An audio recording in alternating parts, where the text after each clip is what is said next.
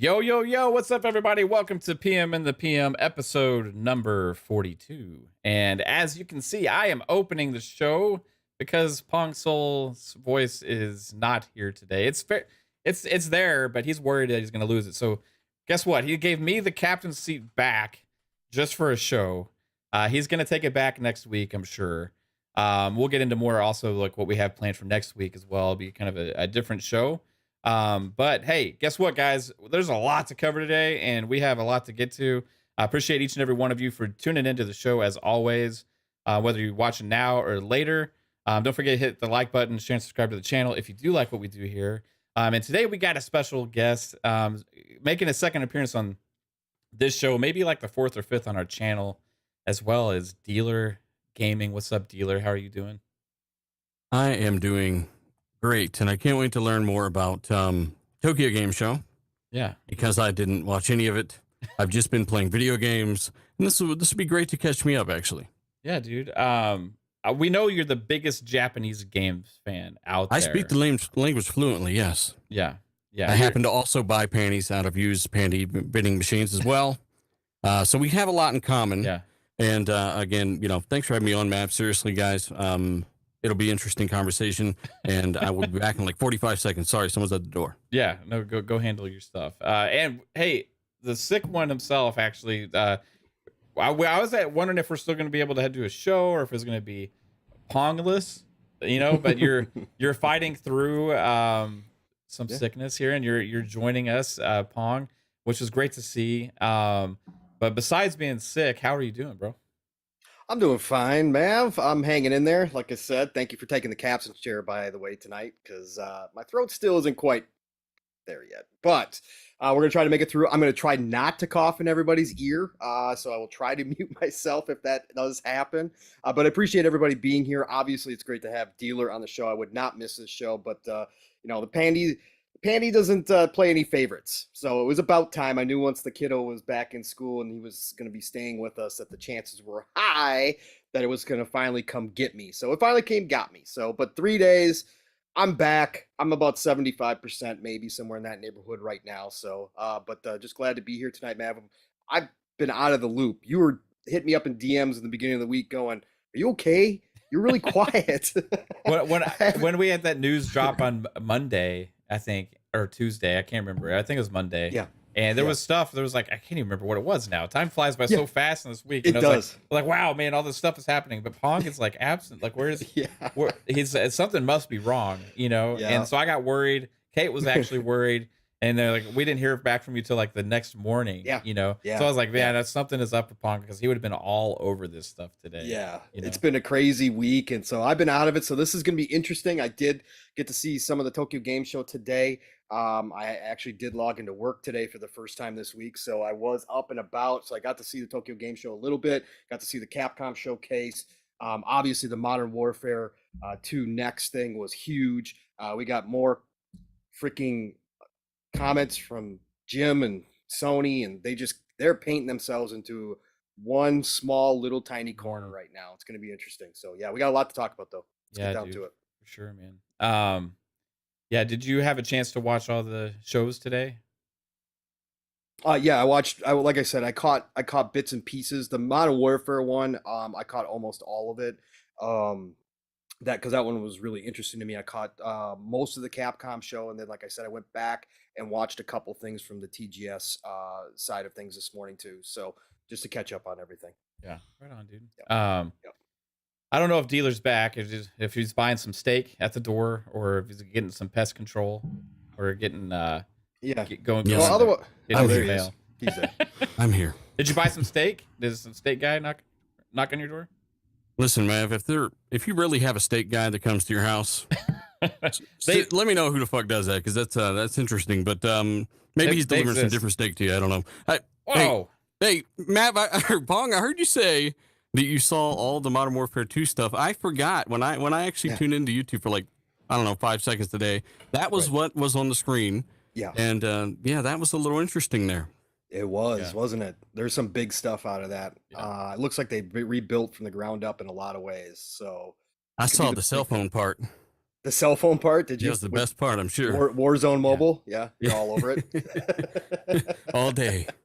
There was some big stuff that came out of that show, and we're gonna get to that too for sure. We got Capcom had a stream today.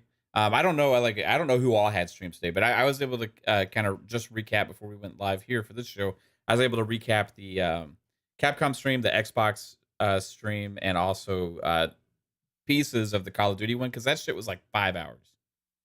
So there's a lot there, but they kind of dispersed it throughout that stream. So yeah, Calorie says Warzone Mobile is a big deal. It looks like it's the actual Warzone from consoles and PC that's coming to mobile, because it was like the same map and all that stuff. So it's going to be interesting.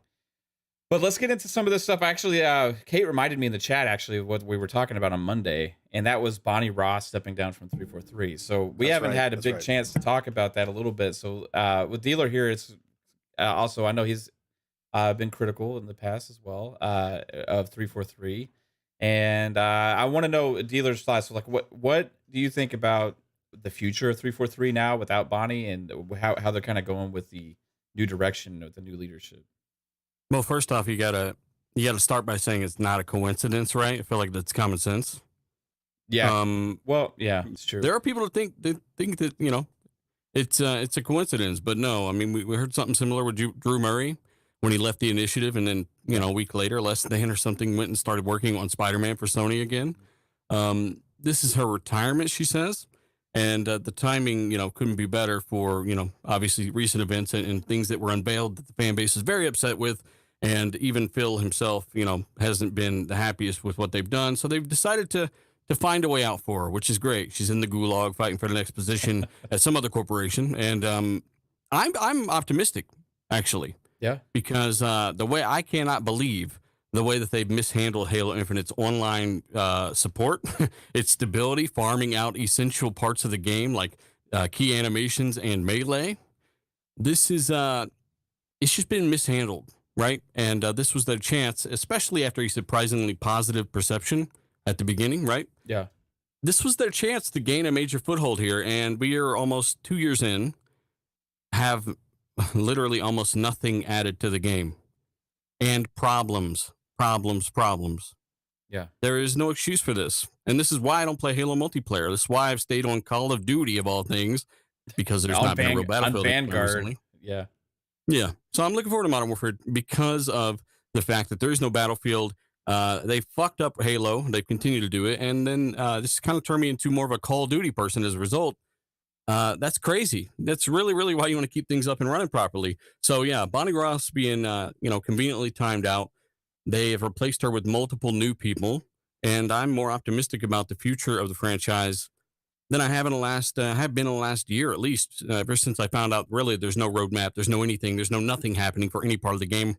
They don't have anything in order or locked down. This is could be nothing but a good thing to me.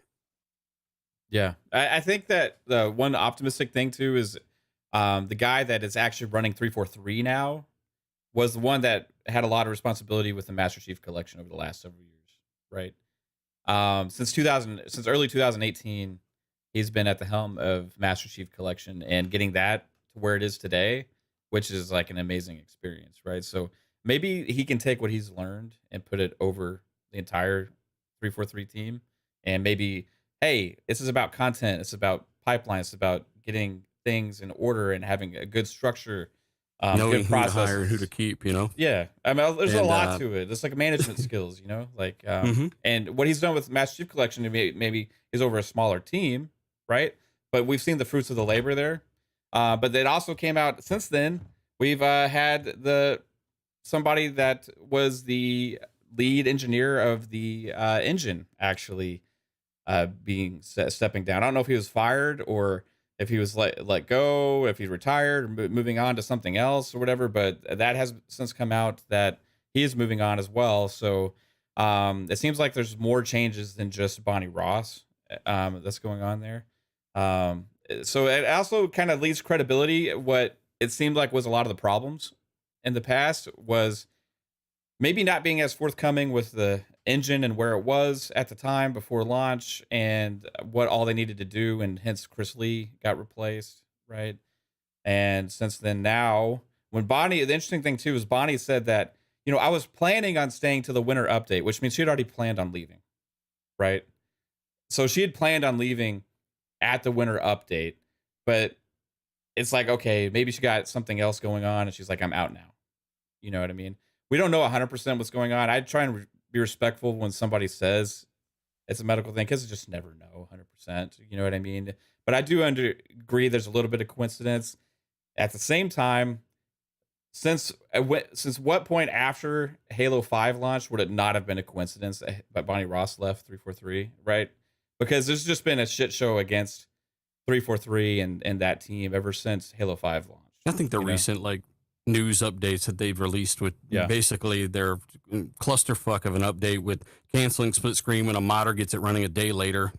There are countless examples of why this is the biggest coincidence of all, and while the fan base is the most fed up of all, and while it's the least excusable it's ever been, I think this is completely different, because Halo 5 multiplayer was supported fine. I mean, this is why when people say Halo was too ambitious or it's a games as a service game or they're not used to this, they did it with Halo 5. The Halo 5 did more, and it did more faster, and it did more with less people. I don't know. I think slip space is a big problem over there. I thought that engine would be something greater than it is, but man, if one guy can make those reveal trailers for the game, like where he's walking down the hallway and, the first time you've seen 343 in real time, made by one or two guys, which I didn't even really know about until recently. I knew they were contracted out, but I didn't know that was confirmed until recently, or last year, whatever year it was. That's telling. You got one guy that can do that, but you got a whole team that can't put on an extra map that's already been made on a different game, remake it and put it into Infinite. It's like an engine problem or I don't know what's up with that, man. I hope there's a documentary built on this game one day so we can find out what the hell is going on. What's happened. Yeah. We'll get a book about it from Schreier. I'm sure. He's that's one thing he's kind of hinted at for a long time, right? It's like, there's so many things to talk about with these 343 devs. Remember that Eric Lynn interview or video that had come out, and he kind of who's going to come out with the book? Schreier. Oh, I want a book from Schreier. I didn't say you'd want it, but I want a documentary right from the team, right from Xbox, saying we fucked this up real bad. This is how. What I want is impossible, and you will never get it. Yeah, but it's accurate, and I want a real retelling of what's happened there. Pong, do you think there's optimism now with like Forge coming and with the changes they made? Or you talking to me? Yeah. Oh, sorry. I thought you were talking to Dealer. Apologize. Yeah, I think there's renewed optimism. I think this is something that's been a long time coming, Mav. We talked about this a while back. I know it's not like fun to talk about this kind of stuff, but when you look at the industry as a whole, and you're talking about one of the biggest franchises ever in the history of video games, and you've seen what's happened through the years, it's no different than anywhere else. Anybody high profile, the buck has to stop somewhere. We've seen plenty of change throughout the company, 343, through the years leading up to Halo Infinite's launch. And then obviously after the launch, it was a great launch. The game is in a good spot. It was in a good spot when it first launched, but then no roadmap. Then, the delays of the seasons, all this stuff that we've already talked about. Eventually, something this big, this important to Microsoft and Xbox as a whole. Now, is it the same as it was back in the day? No, of course not. They've got a ton of other things that can help support Xbox now. They don't need the Halo of old, but it's still the king of that company when it comes. That's what put Xbox on the map. So when something like this goes down, we can assume that it was probably one of the most expensive games ever put out by Xbox, if not the most expensive game. They develop a brand new engine that's supposed to help with all the problems that we've seen. It was supposed to be, seamless when it came to cross-gen development, all this kind of stuff like Dealer was alluding to. It seems like none of that came to fruition. So eventually the buck has to stop somewhere. There's no taking back what Bonnie Ross meant to Halo. You can go back and watch the Xbox documentary. Yeah. Again, she's cemented, okay? That doesn't mean that she's untouchable, though. Just as Hall of Fame coaches, eventually, they need a change. sometimes people just lose it, right? You just don't have that it anymore. And sometimes it's just time for a change. The team needs new leadership, and bringing Joseph Staten back was the first step towards that. And now this is truly his 3-4-3 at this point. I think that with Forge dropping as much effort as we've seen that they've put into this, this was obviously not just a side kind of add-on that they were bringing to this game. This was actually something that they envisioned helping them with their 10-year plan to keep Infinite going with content created by the community. And they've put all of that, all the tools into, we, the gamers' hands through this Forge. I think that the renewed optimism, the changes are going to occur. They're obviously happening in public right now, but it's going to be a fresh start, fresh face. Forge is going to come out, create a lot of excitement, drive, hopefully get some kind of, some really cool stuff out of there that where people are like, I've got to go play this now. And then they just start moving forward and get onto a consistent basis with their content. That's the most important thing going forward for this. But I think there is probably a renewed sense of optimism that they can get this thing back on track again. Because again, as we always talk about, no matter what position Halo's in, no matter, whether people are playing it in droves or not, doesn't matter. The fans will come back if you give them a reason to come back, because it is Halo, because there is such a rabid fan base still to this day out there. They will come back. So I think this is a good move. Had to happen at some point, and all things are looking up from my side of things. Again, casual Halo fan. So, but I think things are looking up. Yeah, right on, man. Yeah, I think Forge is going to be a game changer. I think there's a lot more reasons to be optimistic over Halo than there was a few months ago, and even since that last event that they had where they broke all this bad news, right? Since then, they had that other Forge stream, which brought a lot of positivity. We have changes now happening. I like the direction with Pierre Heinz, I think is his name there. And I think that things are moving in the right direction, at least. And if rumblings are true, that there's more positivity and morale about some things right now regarding 343, especially with Forge. And who knows, man? Forge could be that thing that comes out and it's like, oh my God, we've never seen anything like this in a game before, where they kind of give these tools in a game that looks like Halo, So there's a lot to be optimistic about. So I know some people don't like the critique, like, and you criticize somebody or criticize a company or whatever, even in an honest, very innocent way, Yeah. But if sometimes you gotta be critical, right? I've been criticized by many of being too positive and optimistic at times, all the time, actually, especially regarding Battlefield and some other games. Still playing right? Battlefield. I am. It's fucking rocks, I love man. Battlefield. It's great. Well, I don't think you should have to No. If anything, you go after people that are pissed that you're critical because you care. Right. You do care. That's why you don't want something to be a piece of shit. I was looking forward to Battlefield 2042 a lot, man. Like Battlefield first for me, and it really pissed me off that I can't enjoy playing that game because they took a completely different direction with it, and so bad that they've decided to just say, "Yeah, we're starting development on something else." Mm-hmm. The people have spoken, and I think there is a being overcritical, but there's also not harping on something. Does that make sense? Yeah. I think saying these things about Bonnie and 343 and complaining after almost a year and still not having anything and only bad negative news and key gameplay things breaking and desync and the fucking 300 milliseconds of ping. There's really mainly only reasons to really complain at this point, because it's unacceptable. Like, as a real fan, and I'm not even like a hardcore Halo fan, but I really enjoyed playing through the game and even liked the multiplayer at the beginning before it kind of fell apart for a lot of people. I mean, complaining is a good thing at this point. I don't know why anybody would deny that. Yeah. I think you say it one time for the chat. Fuck 343. Oh my gosh. All Come right. on. You can do it.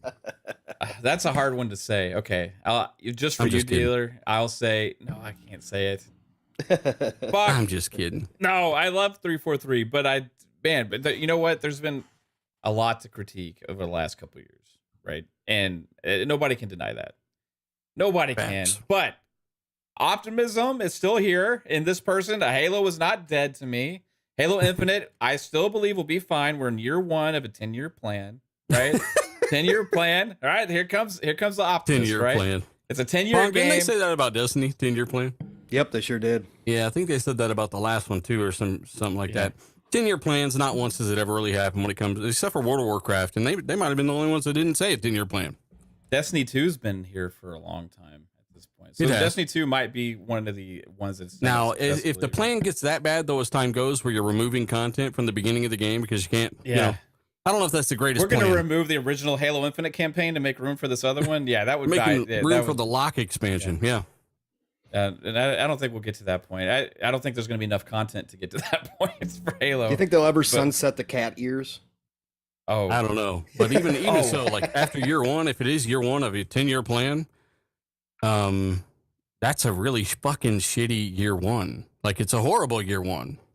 The worst year one of any year ones. So something that was interesting, Brian Gerard, who sketch on Twitter, and he does a lot of the stuff with Halo in the community. I put out there, hey, would you guys be okay if we sold stuff that we had exclusively as part of like cosmetic, like stuff? You know how they had like, oh, if you buy this makeup, you get the special skin, or you, we lost dealer. If you buy this purse, or if you buy this, if you buy these shoes or whatever, you get the special Halo skin. And they were like, hey, would you mind if we sold that in the store to people now? And I'm like, it's kind of messed up, you know, like you have like an exclusive thing that you're marketing behind a product and we get people excited that feel like they got something special, and then you go and release it just to everybody. I think Fortnite tried to do this before as well, and they got some major backlash on it. So I'm at least glad they're asking about it beforehand, but I don't like the fact that they're even thinking about that. Is that just because they can't come up with enough content? They're looking for stuff to throw in their store. You know what I mean? Or because like, for example, Kate, she bought like the 2 of the makeups, you know, that had the Halo skin, right? And it's like she's never sees anybody with that skin, so it makes her, you know, hey, cool, I'm one of the ones that went and did that, you know. That sounds like an NFT. Yeah, pretty much. You know? Except she can't resell it. Right. And but now they're saying, well, what if we sold that to everybody now that you've had it? You know what I mean? So, and I don't like when you like tell people something's going to be exclusive for something, then you change it, right? However, if that's the expectation from the get-go, it doesn't matter whatsoever. We lost you for a minute, dealer. No, I was here. Okay. I was just changing the little icon thingy. I didn't have my picture up there, and big fan of pictures.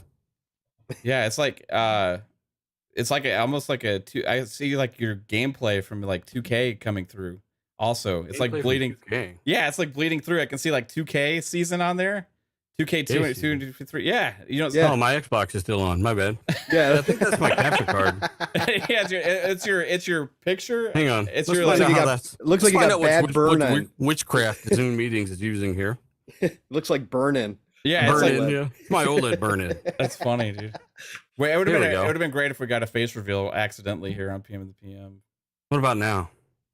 No, it's still the splash screen from 2K23 mixed with your logo, but it does look pretty sick because it's it does. Cool. We can talk a little bit about 2K. You know, move on from Halo. That's a game. Because then I want to play 2K, and you know, we can talk about 2K though. Pong, did you ever get it? By the way. Yeah. Brother Steel Rain came through and sent me a code, right on, so I do have it. Yes. One of the few ones that's actually worth the purchase day one. I would think. Yeah, but they screwed up my domination mode. What did they do to domination? Well, they took out the contracts, which is fantastic, right? Right. For my team, no more contracts. Don't have to worry about contracts.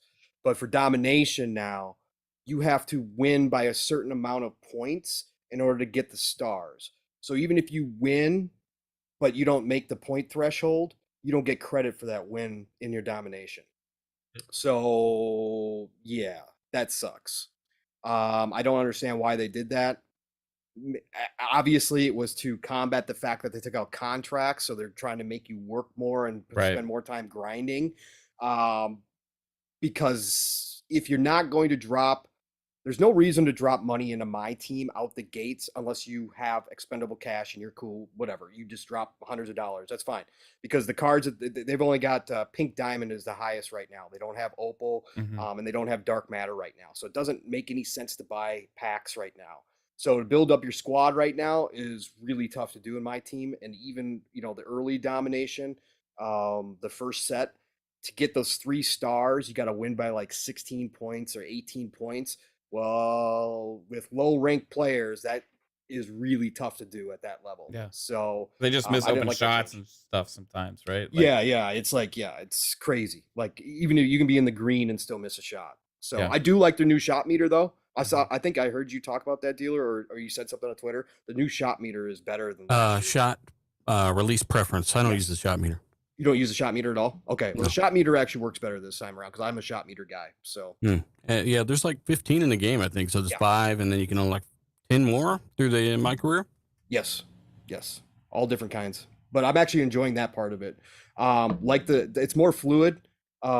Much even the just the graphics themselves, they fixed a lot of the little things that you would notice on the court and the lighting. I think they changed up the lighting or the filter that they're using over the game because it looks more real, even more so now as far as that goes on the court.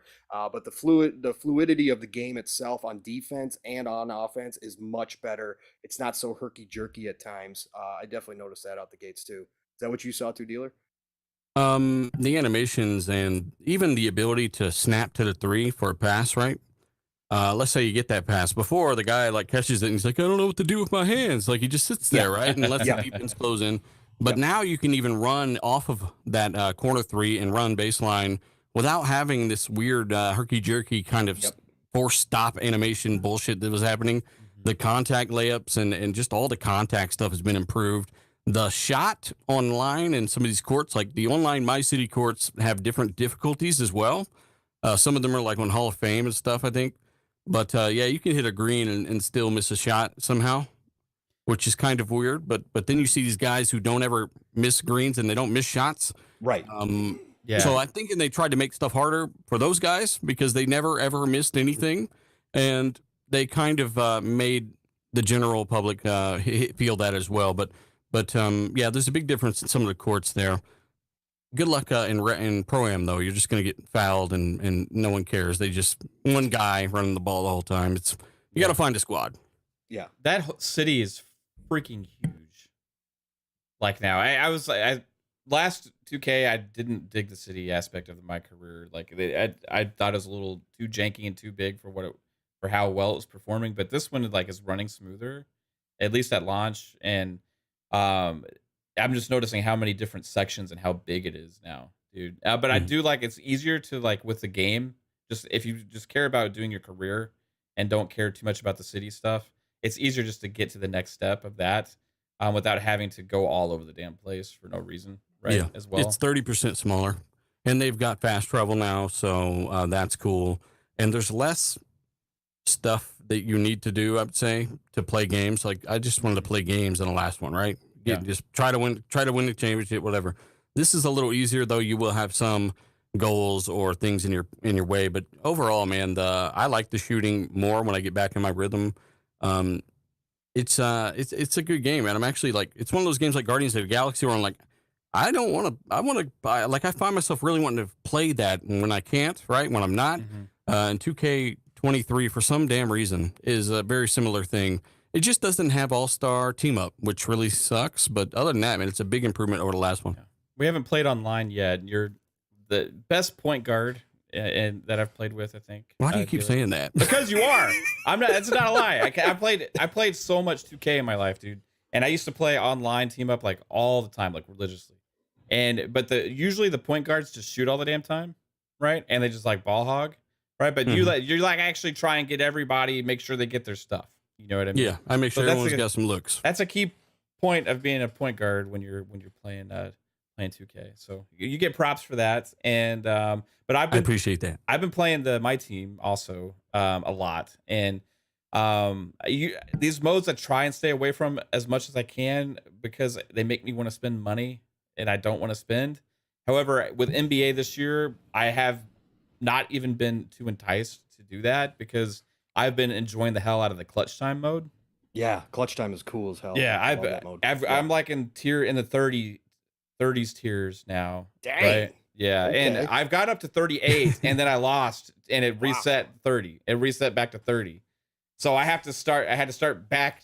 I didn't realize this because I had not had to reset at all. And I was like at level 38. I was like, oh, it's only 3 more wins and I get 50 fucking tickets and I can go get 2 great players out of the ticket redemption thing, you know? Yeah. And then I lost like twice or whatever and it reset. I was like, why the fuck does it say 30 again? Because it gets harder. Like it starts off really easy, right? Yes. But it gets harder and harder and harder. What's your overall team level right now? Probably high 80s. I have Did you get the big? You got the big edition, didn't you? No, I didn't. Oh, you didn't? Oh, okay. Yeah, my best. I have. So you must have gotten some packs. Then. I got. No, I didn't buy any packs. I got John Morant. I got him leveled up to an 88. He was the team captain. I got him too. I got him at 85 right now. Yeah. So I got him at 88. I got. Somehow I got a Fred Jones that was 90. Yeah, 90. Yeah, correct, I got the 90 Fred Jones. I got a Embiid by using the ticket redemption from Clutch Time on the okay. Yeah, so he's a 90. And then I don't know how I got an Elite 88 Ellis. Okay. But somehow I got an Elite 88 Ellis and it just randomly showed up one time. I think I got it from the vault or something. You probably I'm not sure. You probably did. If you probably earned it through the levels, I think he's one of the cards. And then I also used some of my tokens for a Donovan Mitchell. I 83 Donovan Mitchell. Then I got also a Jimmy Butler that I have at 85. Nice. So, all right, you've been working it then. Nice. I'm doing because I've been so addicted to 2K lately because it plays so fucking good, man. Yeah. It plays so Clutch good. Clutch time is such a quick mode. It's so quick to get it's so in fast and get out. and fun. It's awesome. So what I've been doing is when it's time to go down and go to bed, you know, I take my phone, I get my Kishi out of my drawer at my end table, and I plug my phone in and I do console streaming to 2K, and I try and do those clutch time levels while I'm in bed, while Kate's still playing GTA. So it's been fun, dude. I'm enjoying the hell out of clutch time. The only thing is it's taking me away from Madden, which I'm also have been enjoying the Ultimate Team in Madden this year. Both gameplay improvements, big time. In my personal opinion. I almost had you, bro. Yeah. That was.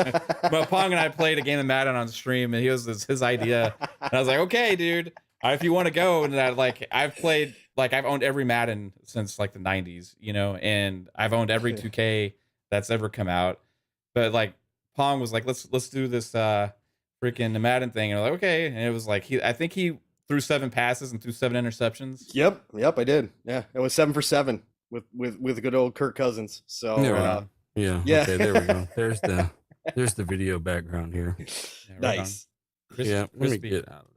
I still won because I kept you under 70 points. So and then I can get shut out. I started experimenting with my offense a lot in the second half. You know? Of course you did. Well, let's use this to learn, right? But hey, let's get into some actual news stuff here because you know we do have Dealer here, and I know he's the biggest Japanese games fan out there. Yes. You know he loves making sure that you know we get the Japanese games on Xbox because that's his preferred type of game to play.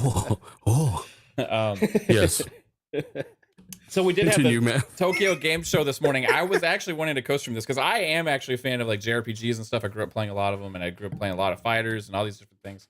So Xbox One generation had a lack of that stuff. Dealer didn't give a shit. It's okay. I did. I was like, where are these games? Right. I wanted some of these games to come over, and we had a Tokyo Game Show, and it seemed like the theme of this show, for me at least, was bringing back the stuff that's been missing from Xbox, at least a good portion of it.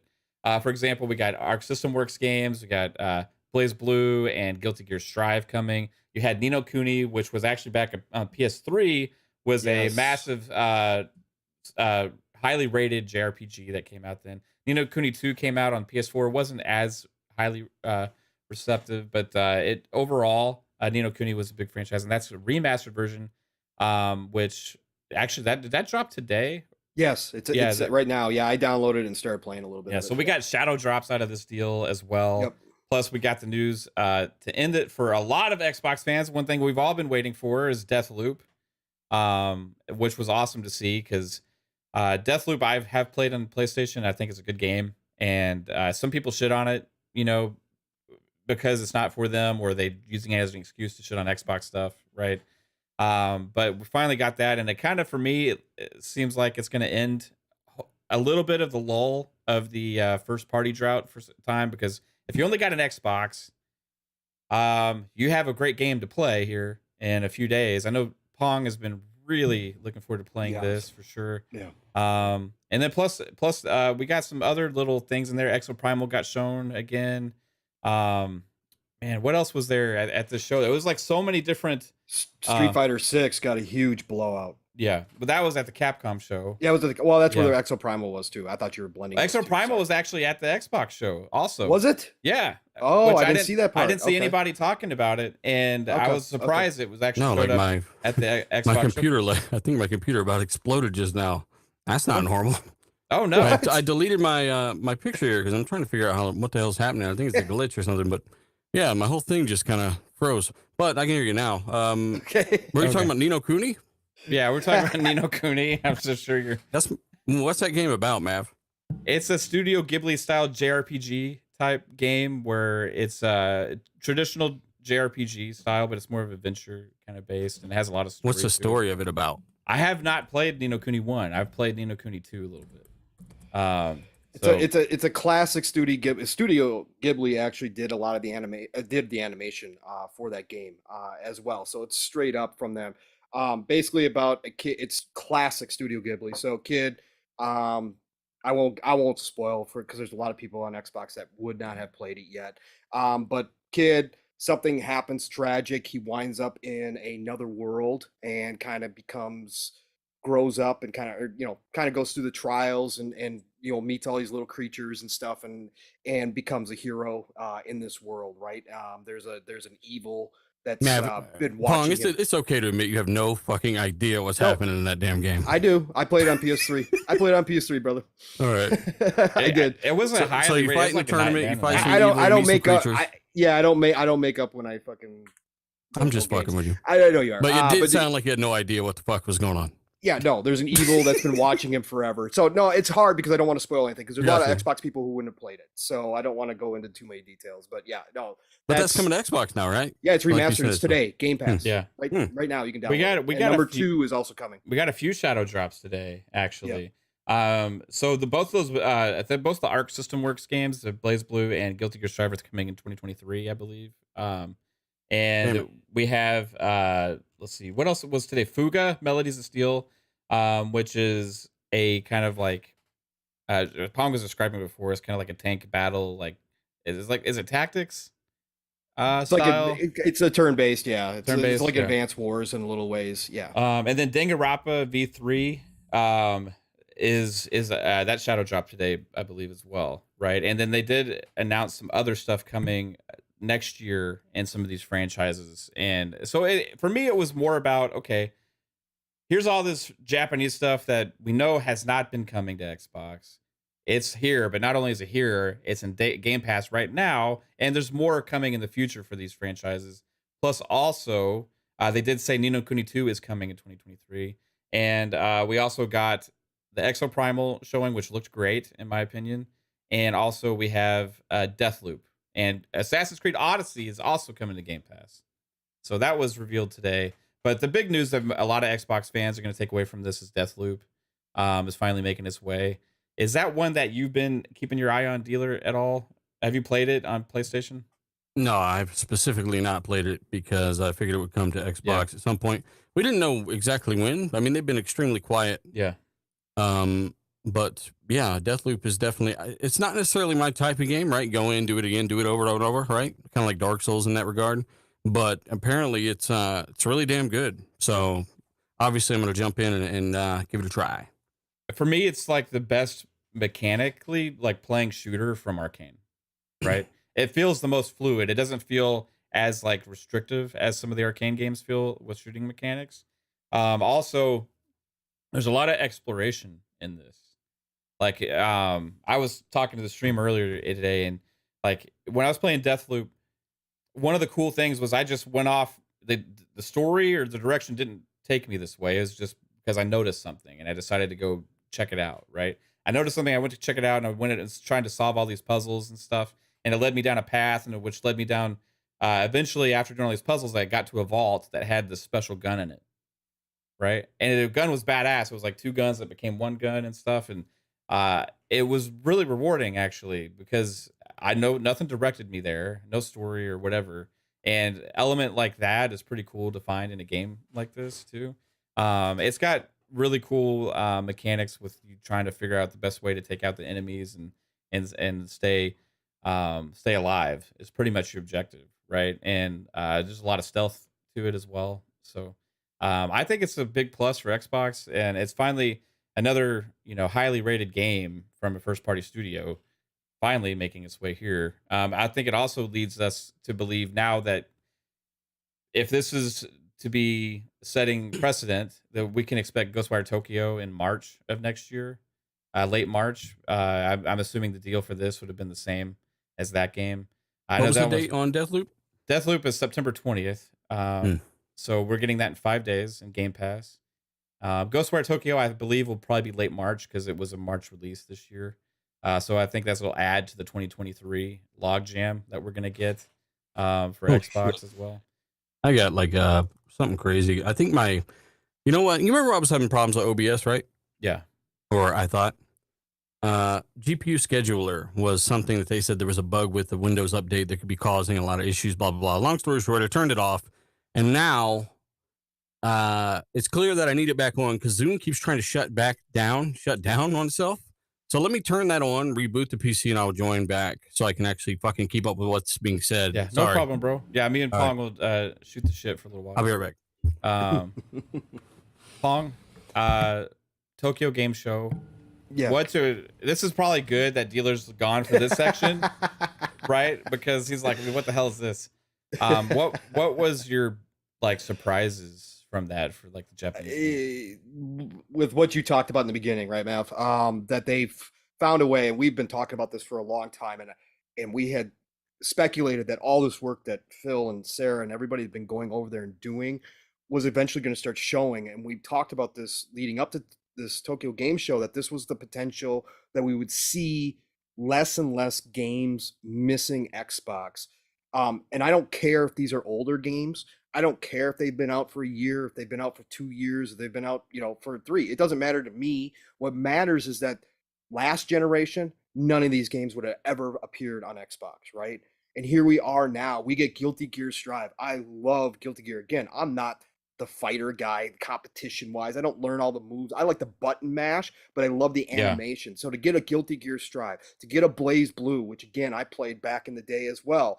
Love Blaze Blue, love the animations. Arc System Works has been one of those resistant companies to bringing their stuff over to Xbox.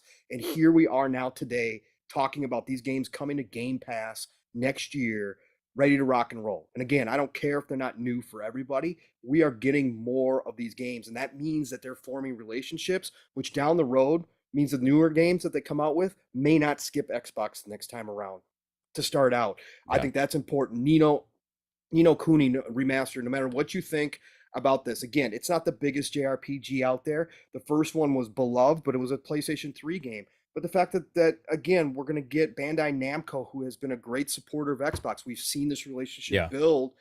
Now we get Nino Kuni, and we get number 2 as well, both dropping into Game Pass. Yeah. Again, I don't know who people are that can go buy every single game and can play every single game when they come out or whatever and complete them all. I don't know who these people are. They seem to magically appear, but not me. So these games are going to be fresh, brand new games for me. And I think this is huge to increase the library and the diversity that we've been talking about. Plus this movement over in Japan, this means a lot to them too. Because again, if you're going to get into the East, you've got to have these games. And shout out to Neil. Neil put out on Twitter today, he said, this is great, but we need to see the new games come. We need to see the new games here day and date. And I don't disagree with him, but this is a big step. We got to remember where they were last gen to this show. This is huge, man. This is gigantic step for them. So yes, he's right, because the gamers over there in the East, if they're going to invest in this ecosystem, if they're going to invest in this ecosystem, then they have to be able to know that when they purchase Xbox, that they're going to have access. Yeah. They're going to have those games that they want to play there. Danganronpa, 3 coming, finishing off that trilogy. Absolutely fantastic to see this stuff coming. So all of that was great. And then, like you said, Deathloop. I've been waiting on Deathloop. We talked about this. We said last week, look, we don't know if it's going to be here or not, but if it's going to be here, you guys got to be ready and you got to drop the full load, give us all the information, everything. They did that today. Trailers, all the Twitter feeds from Bethesda to Arcane to Xbox. Everybody was posting it saying Deathloop next week, September 20th. Huge, huge W for this second half of 2022 for Xbox. Again, is it a brand new game? No, but I don't care. Not a lot of us only have Xbox, so we didn't get to play it. It's going to be brand new for all of us. It's a AAA game. It was up for Game of the Year. Got 10 out of 10s. Whether or not you agree with that doesn't matter. I can't wait to dive into this. I love Arcane. I can't wait to see what everybody was raving about. And we're going to get the best version, which is the nice part. The best version is going to be on Xbox. They put a lot of time into this one. So I can't wait to see what it's all about. But and hey, listen, Mav, another little side note, and I saw Jasper throw this in the chat too. For all the Pokemon fans out there, we're never going to see Pokemon outside of Nintendo, but Pal World is something that people have been waiting on, which is a Pokemon-esque type game. Guess what? Pal World's coming to Xbox, so that was a great showing today as well. Again, you got to have all these different styles of games to continue to move forward and push into the East. So happy for everybody today. There was a lot of cool stuff out there. That was one that kind of stood out for me too. Was Pal World? It's like, whoa, that looks pretty interesting and pretty cool, right?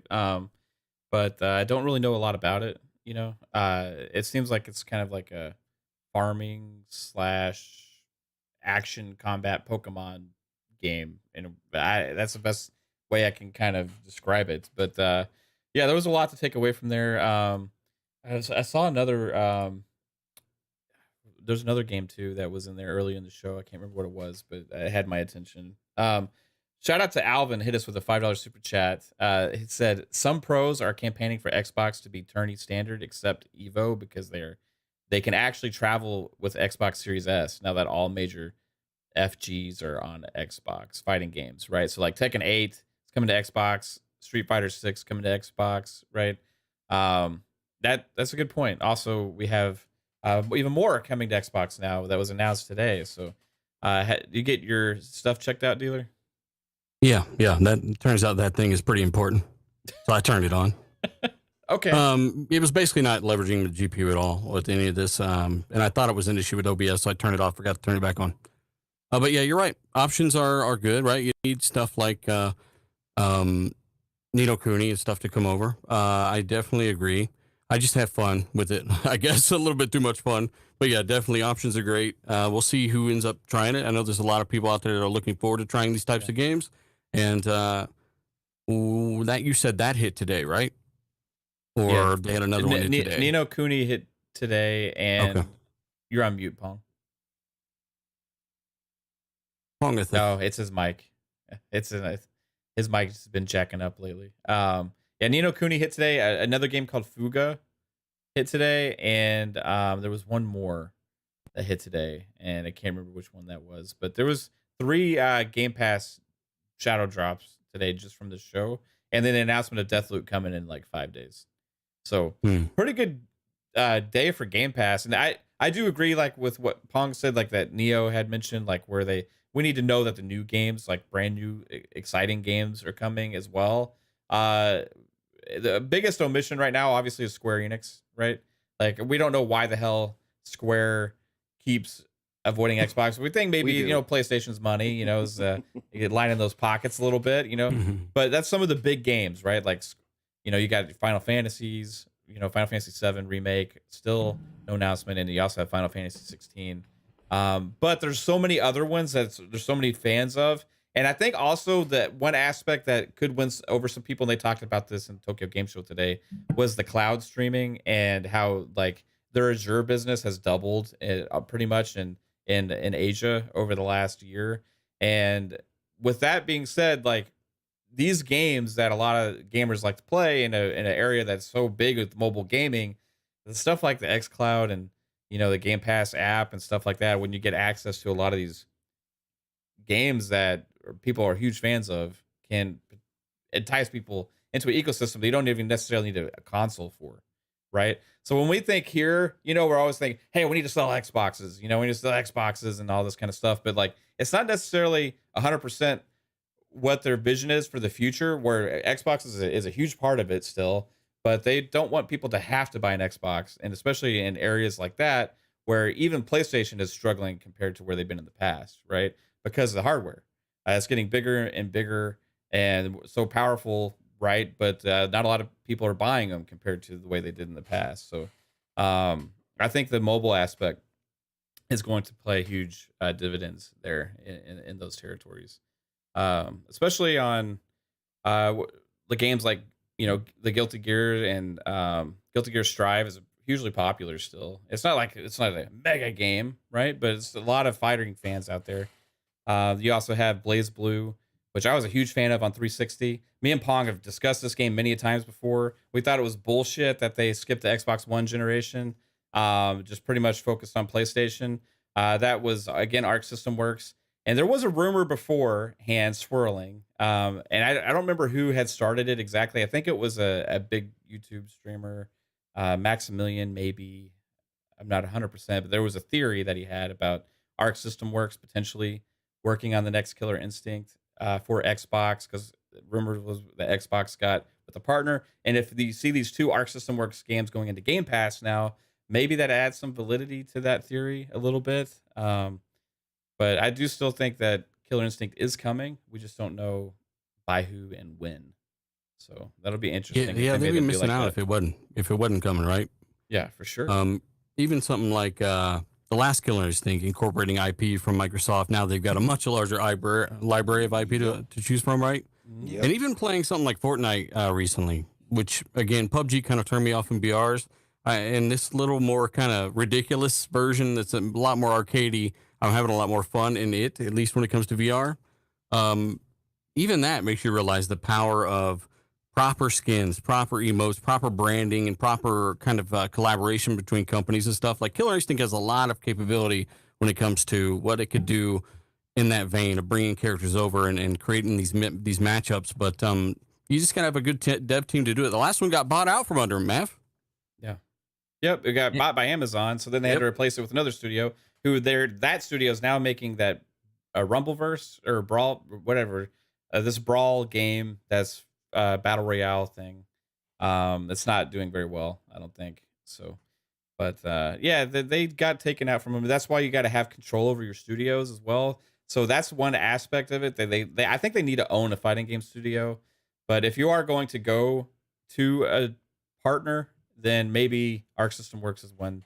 If you're going to develop a long-term relationship with, it would be a good choice. One of the best in the business. So, hey, Stuff Sean hit us with a £5 super chat. He says, I know very little about JRPGs.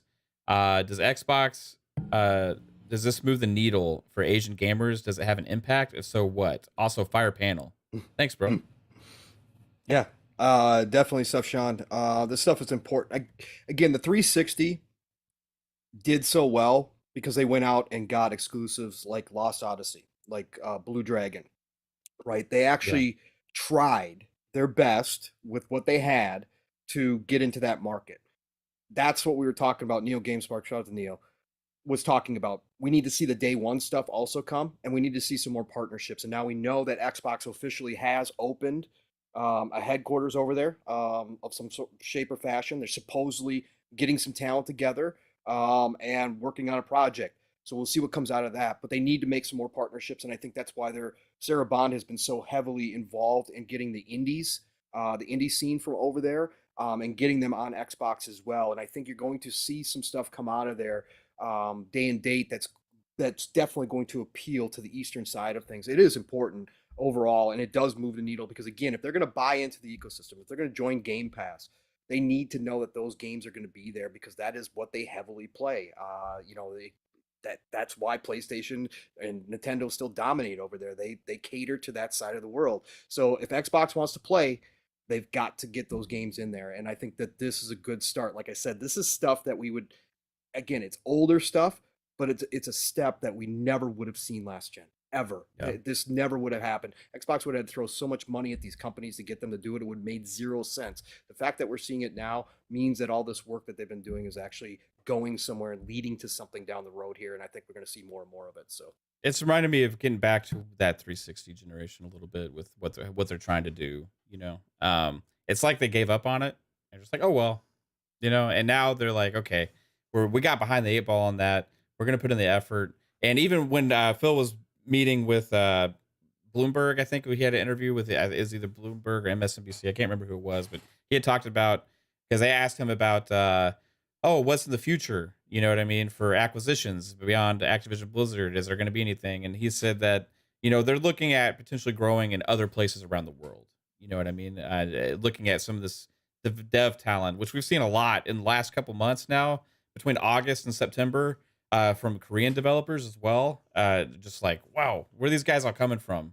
These huge, massive games coming out of nowhere, right? So yeah, and that's why you saw Sony go money hat Stellar Blade from a Korean dev, because that stuff is vital for over there, and that's a missed opportunity for Xbox. Right, that game looks sick, dude. It does. Yeah. Dealer, I was listening to RDX, and I know at the time you hadn't had a chance to check out State of Play. Do you ever go back and have a chance to go back and watch it? Yeah, you're on mute if you're there. Okay. What about you, Pong? Yeah, I watched the State of Play. I did go back and rewatch it again.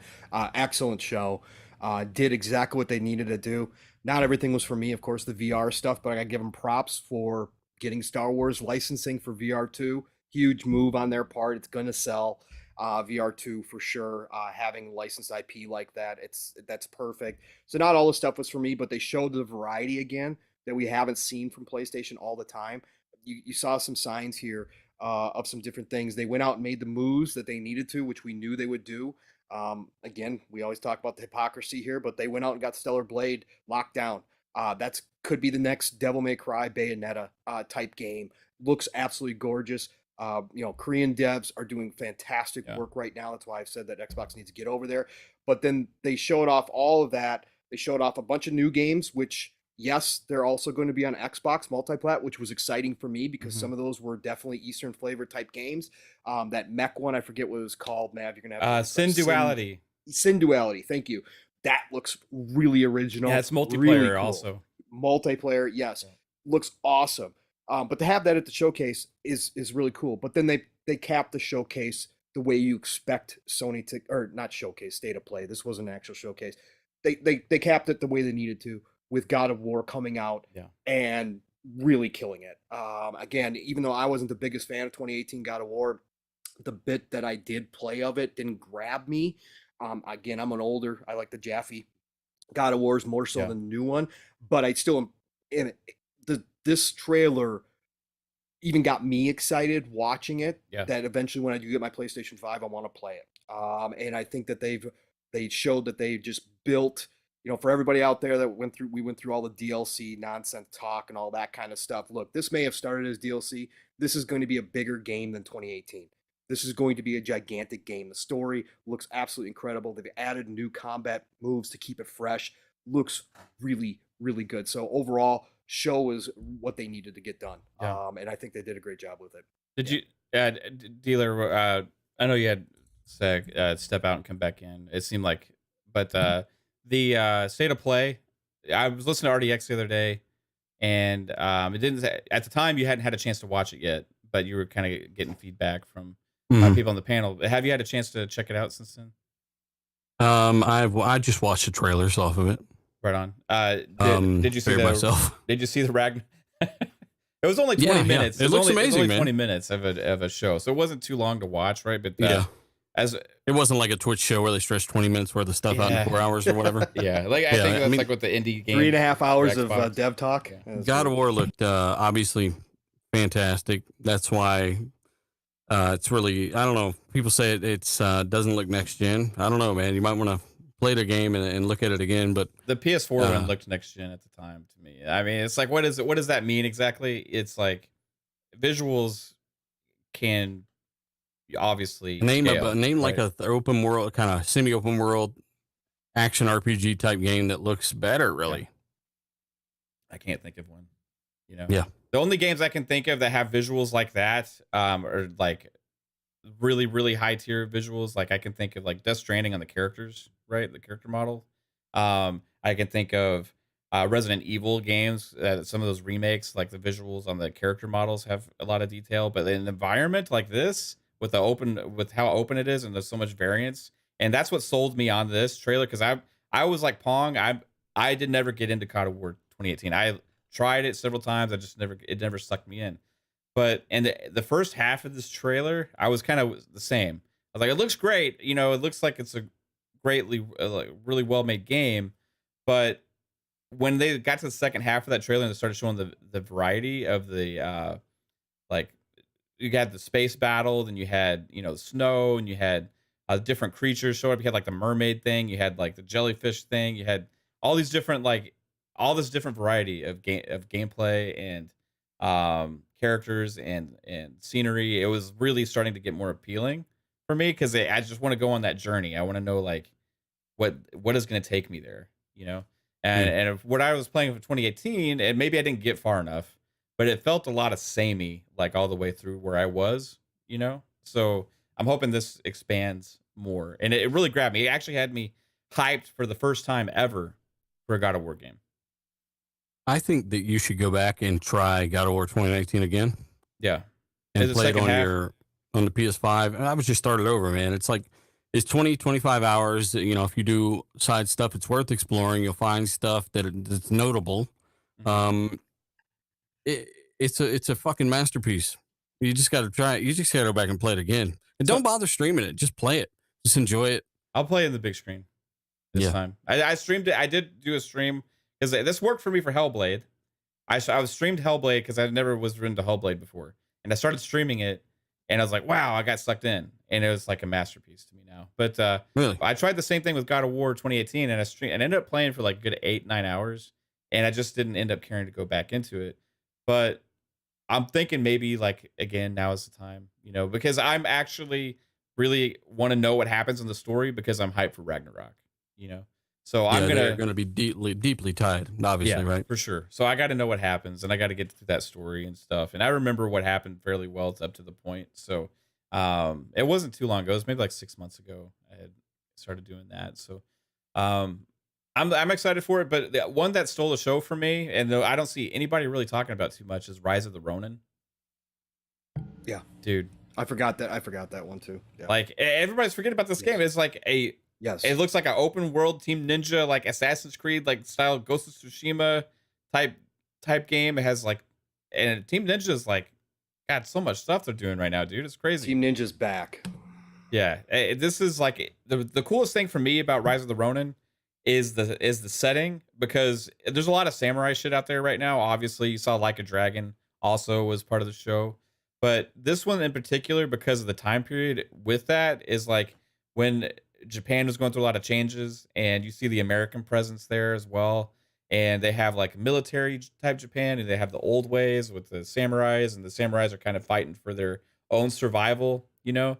And it reminds me of the movie The Last Samurai in that setting, kind of, you know. So that's hooking me into that story and has me really intrigued. Plus, it just looks badass. So Pong, we were talking about that game. You were saying, yeah, I totally forgot to mention that. Yeah, that was another great partnership by Sony to get to it's have like them console exclusive again. So. Yeah, it sounds like they've been working on this for quite some time too. But again, Team Ninja, I'm just so happy to see Team Ninja back again and doing stuff like this again. Everything harkens back. We've come full circle to the 360 days again, Mav. It's so glad the 360 PS3 days where we saw all this new IP coming out from all these great creators, and Rise of the Ronin just looks awesome as an open world action RPG. Again, we've seen a lot of samurai lately, but I always love to see different teams' takes on it. And this one, my God, great get by PlayStation. I think this is going to be a big game for them. This looks absolutely incredible. I really do like it. Yeah, did you have a chance to check that one out, Dealer? Is that your style at all? It's another one that I'm kind of just waiting. Probably going to end up trying it, to be honest. Yeah. Especially if I've got any kind of doubts. Usually I will buy things that other people might not go out and buy just to try it myself. Yeah. That is it'll be a PS5 exclusive. I don't know if it's going to be a timed exclusive or what, but it's interesting. It seems like when Xbox does a deal with the publisher it's like to get it in Game Pass and it still goes everywhere. Whereas like if PlayStation does a deal with a publisher, it's only on PlayStation. You know what I mean? Well, Jim Ryan cares about the PlayStation gamers, and that means, more stuff that Xbox gamers can't get. He cares about all gamers. Come on, dealer. He cares about them so much. He wants Call of Duty real bad. Holy shit! Speaking of caring about gamers, did y'all see that Babylon's Fall is actually they're done. Less than a year. Less than a year. Babylon's Fall. $70 game came out. It was a PlayStation exclusive, I believe, right? And this was a platinum game. And less than a year later, they said, "Hey, good news! We're going to give you lots of extra content before we delete the game from you being able to even play the game." It's not just shutting down the major updates. And the major expansion they were planning completely canceled. We're not giving you that at all. No, but they're giving you lots of extra content until they remove your access to even play the game. So since they're giving you so much, are they also giving you a refund? No, they are removing people's ability to play a game that came out less than a year ago. Yeah. So if you bought the DLC, is that already for sale?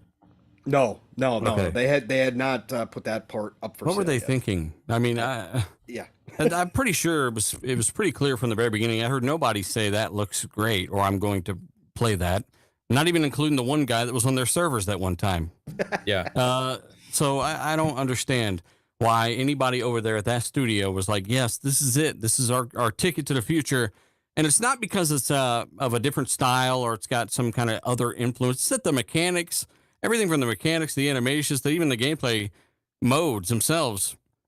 This is why no one's playing the damn game. Yeah. So somebody over there got to check if Hideki's drunk and see what's going on over there. It's as Square. I think Square published this. I believe, right? They did. And they published it, and it was exclusive to PlayStation. And they wanted to get rid of the Guardians of the Galaxy team so they'd look more appealing. Fucking clueless. They are ridiculous. And their latest move now, hey, we're going to be the whole blockchain thing. Remember we saw about them before when they were talking about their investments and why they sold off their Western divisions. Guess what? They're now part of a big blockchain group that they've now become part of. I don't understand a lot of it. They're an official node or whatever now for some blockchain. They have no company. idea what they're doing, Matt. I don't think so. They're literally throwing darts right now at the board. And they're drunk. He's throwing darts. And they're like throwing you said, darts. throwing darts is like there's no skill to it. Come on, Pong. We all know a good dart player. It came out today that they don't even want to own their own developers anymore. That they're just going to go out and just do deals with other developers. Jeez. Yeah. Clueless. Yep. Hey, they didn't have Final Fantasy 14, it'd be over with. Square, if you want people to play your games, you got to put it everywhere. You put it in more than one fucking place, right? And put it in places where people want to play the damn games. I mean, you have people screaming for games, and even going back to the Tomb Raider exclusivity deal, right? Like, I don't mind that Xbox did that with Square, but it's just Square always complains about the success of their games when they don't release the games on half of the marketplace, right? It just doesn't fucking make any damn sense. Shout out to, we got a couple super chats to get here, bro. Wow, big one. Holy crap. Hey, John. No, what's up, DRAWNTJ with a $50 super chat, dude. Appreciate you as always, bro. He said if Sony messes up the deal, Activision won't probably work with Sony because they would lose money. If I'm Microsoft, if the deal gets blocked because of Sony, I go buy EA and WB and partner with Activision for 3-month exclusivity. Well, here's the thing. If anything ever happened with this Activision Blizzard deal, like Microsoft and Xbox will come out like a monster and money had everything under the sun. Like, they'll play what the Sony game is now, where they don't have to deal with regulators and deal with all that shit. And they're just going to either buy more developers that have their own IP attached to them, or they're going to go out and money hat games and just pay extra for Game Pass and all that stuff. Who knows exactly what's going to happen, but I think that deal is going to go through. Speaking of that, we can get into some of that right now before we get into COD. There's two main things I want to talk to game-wise still, and that's Call of Duty and Street Fighter 6. Yeah. Because holy shit. But getting into this, we got some more statements today from Sony. Let me read this specifically, and we can get into this fun. It says, where is this quote. Oh, we want. Oh, okay. Oh, damn it. We want to guarantee PlayStation gamers continue to have the highest quality game experience, and we appreciate the CMA's focus on protecting gamers. It says okay. This says by giving Microsoft. Here we go. By giving Microsoft control of Activision games like Call of Duty, this deal would have major negative implications for gamers and the future of the gaming industry. We want to guarantee PlayStation gamers continue to have the highest quality gaming experience, and we appreciate the CMA's focus on protecting gamers. Now, obviously, the CMA is focused obviously on protecting PlayStation gamers right now, not necessarily gamers as a whole. I wonder if the FTC or not the FTC, but the CMA will take a look at protecting the price increases that are happening to the PlayStation gamers at some point. They're so concerned about the gamers. What they they have to notice that $10 they're charging them, right? That's a good point. Yeah, 100%. Guess what else he's not too concerned with? Common sense, or even his own hypocrisy. Like Jim Ryan has gone out of his way to restrict content from Xbox more than any other leader of PlayStation has ever done, and from what I can remember. These deals are 2-3 years long now. They're doing it to, they've done a pretty good job over the past year of locking things down, locking them behind. Even an exclusive mission in Harry Potter where you pick up horse shit. They've got all that stuff and more. Yeah. I mean, let's not even mention the fact that they bought Insomniac. What, Spider-Man ain't for everyone now? You don't care if that goes to everyone? That blows my mind that he's even saying these things. And that shows you how desperate they are. They are. I think they know the writings on the wall of where gaming's headed. I think they're just trying to cling on to play this victim role to try and make sure Call of Duty is on their platform for as long as possible. And I don't know. Do you think they're trying to play the angle pong to try and keep Call of Duty from hitting Game Pass? Is that I'm trying to figure out what their objective is, their ultimate goal, because the deal's gonna go through, but they're trying to push through some kind of concessions that Microsoft's gonna have to sign, obviously, right? Correct. Yeah, that's what they want. They want the biggest concessions possible. They want one of these regulatory bodies to trip up this process and then force Xbox to give more than they wanted to originally. That's all they're trying to do. And if they can get one of them to actually try to hold this up and not approve it and make Microsoft fight over it, well, then even better. So that's all Jim's doing. Again, like Dealer said, it's desperation at this point. Jim knows that it's all hypocrisy, that people on the outside looking in don't believe him in any way, shape, or form. If you know this industry at all, you know exactly what Sony does. He doesn't give a shit about gamers as a whole. He cares about his PlayStation gamers from an economic standpoint, and that's it. He doesn't think about Xbox gamers. He doesn't care about the industry as a whole either. He wants Sony to retain their number one position, and that's all they're going for here. So he's crying foul at every turn, but they're painting themselves into a tight corner, like I said in the beginning, because Microsoft came back and responded to this comment as well today, Mav, and said it makes no business sense to remove Call of Duty from PlayStation, being that it is the number one platform. So Xbox right now, like I said, from the last comments, again, this is an ongoing soap opera now. This is so freaking amazing to see out in public. It really is. It's crazy. Yeah. We never get this kind of stuff anymore. This is Sega Nintendo days. This move here, again, I think Xbox wanted this type of response. I think they wanted this aggression from Sony, from Jim, out in the public.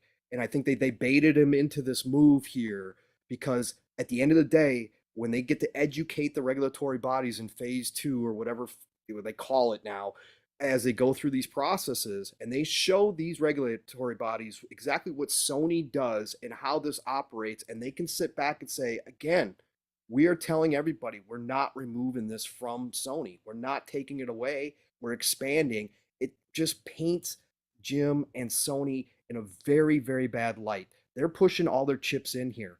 And at the end of the day, if the regulatory bodies come out and say, no, Microsoft is willing to concede this, they're willing to do all this, what are you talking about, Sony? What are you honestly talking about here, Jim?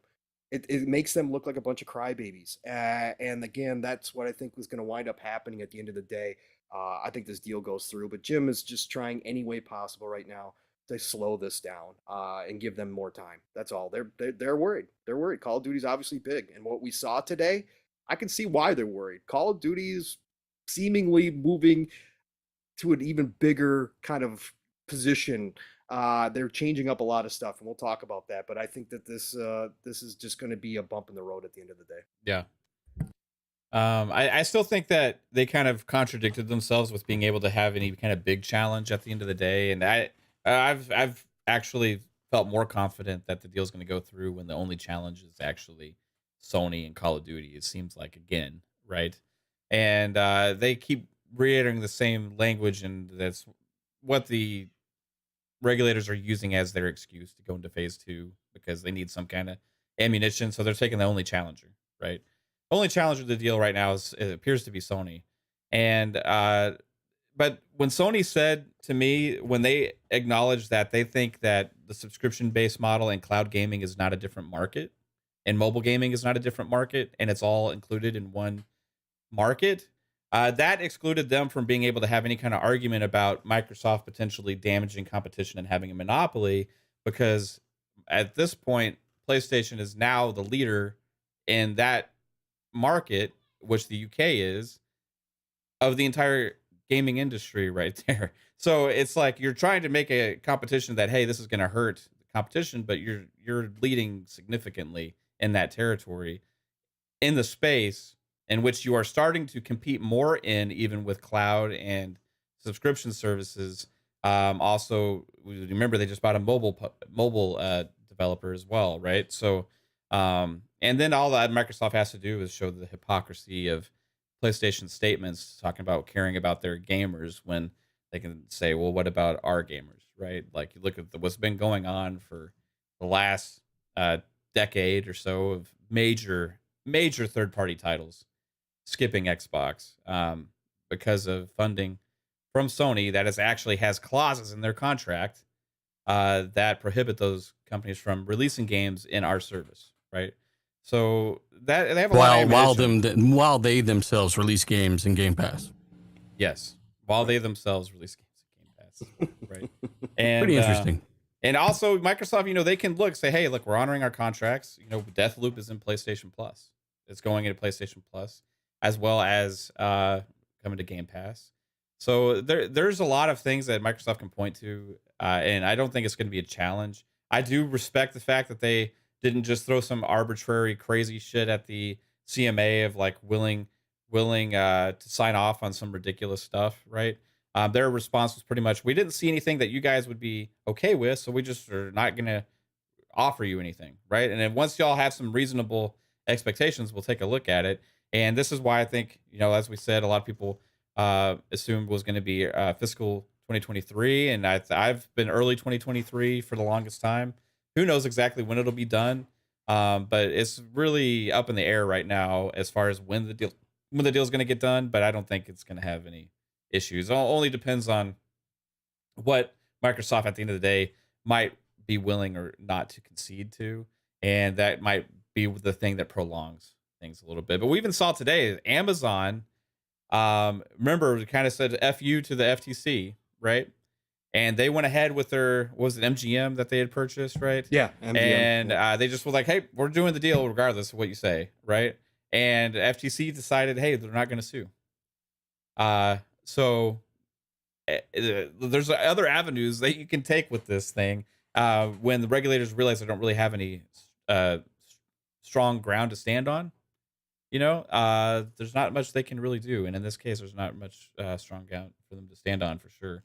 Shout out to Mr. Joanna Dark. Hit us with a $5 super chat. He says, why isn't Sony talking about how Splatoon 3 is as big as COD? Right, Pong?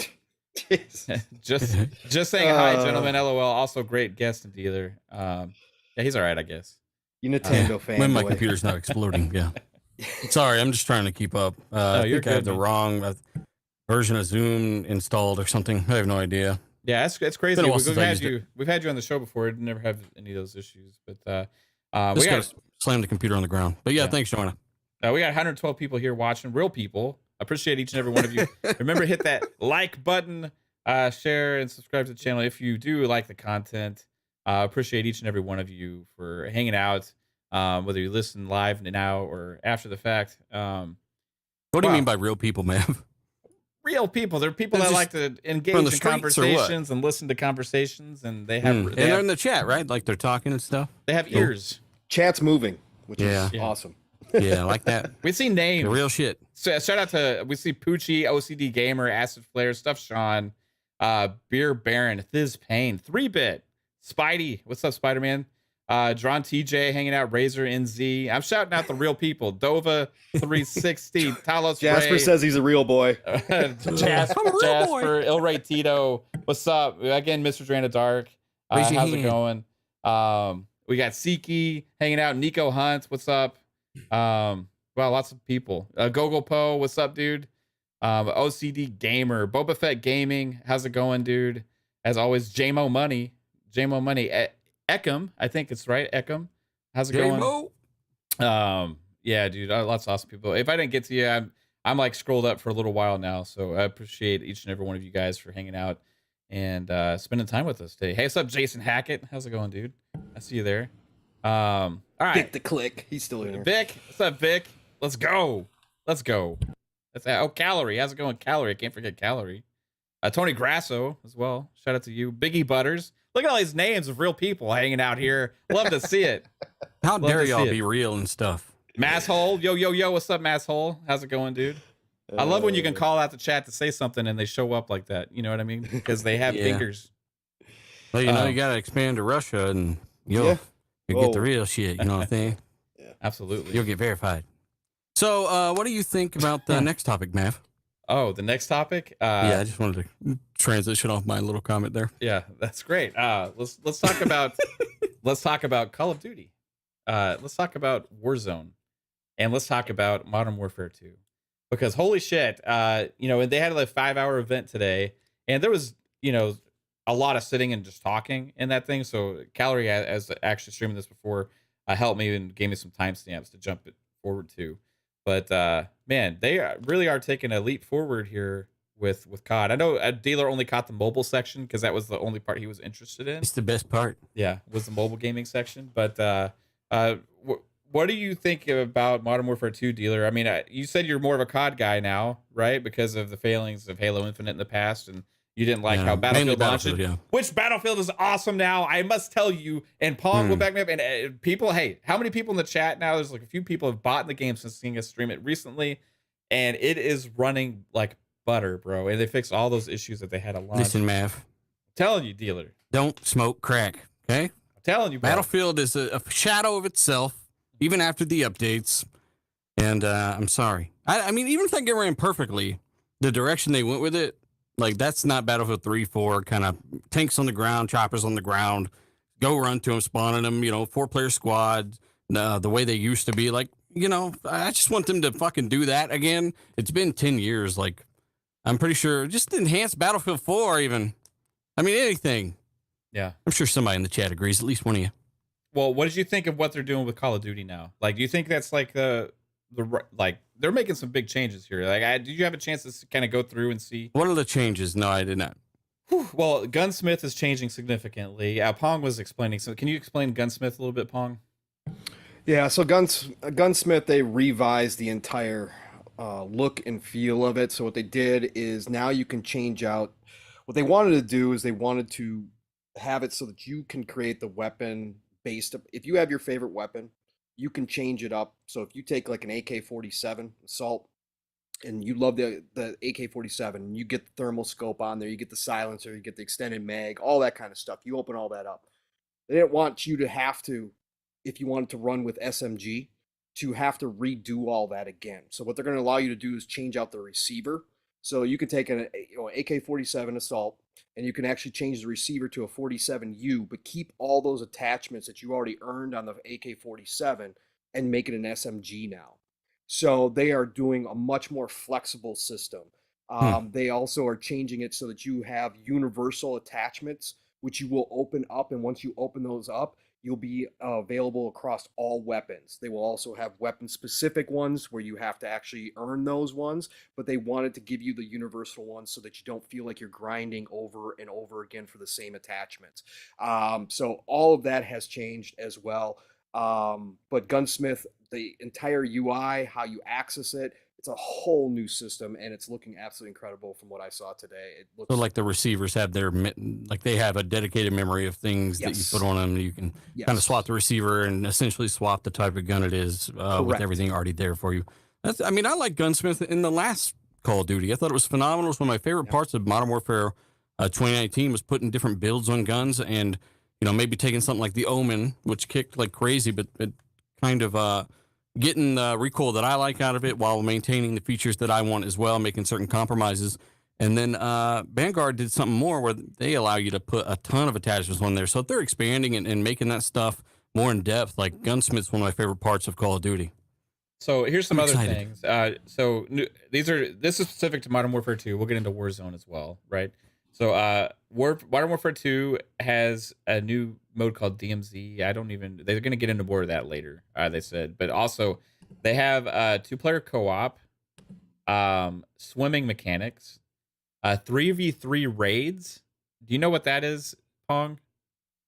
I missed that on there. They briefly talked about it today that they're going to have some type of raid for Call of Duty. They didn't go in depth on it, but they said that they are going to have raids where it's going to be this new challenge for Call of Duty players. So can't wait to hear more. Again, they didn't go in depth on everything today. They're leaving some stuff for closer to launch, but sounds kind of interesting. There's a third-person mode playlist as well.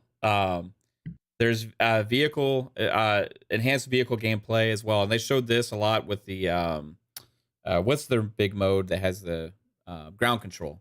They showed this with ground control, and they got boats and they got like more vehicles. It looks like more like a mini Battlefield, but not even as many. It looks more like a real Battlefield game now, and it's gonna be 20 versus 20.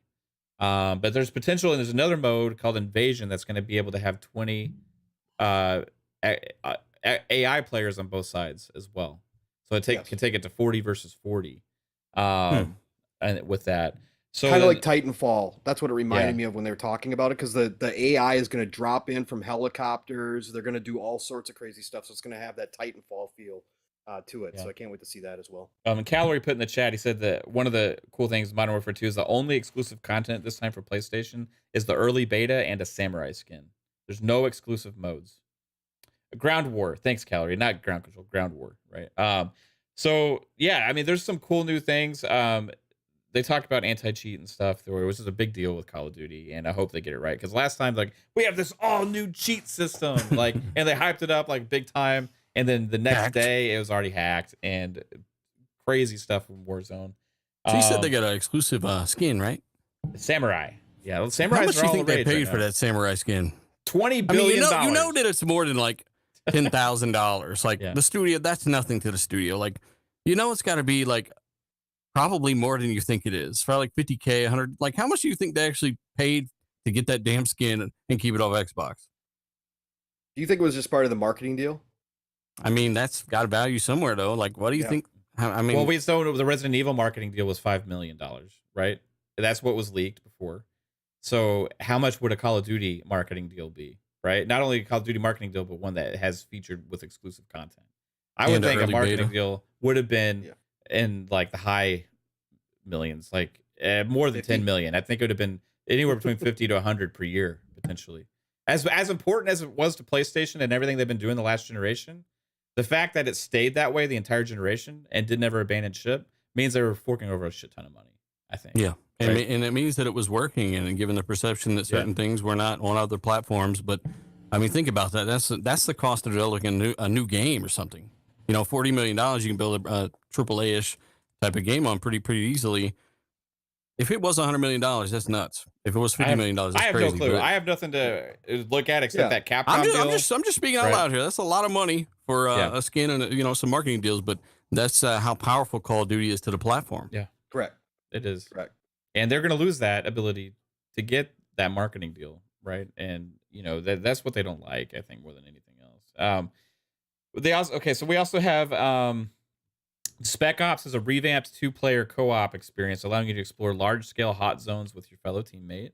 That sounds pretty cool. So that's the 2-player co-op mode that they're talking about.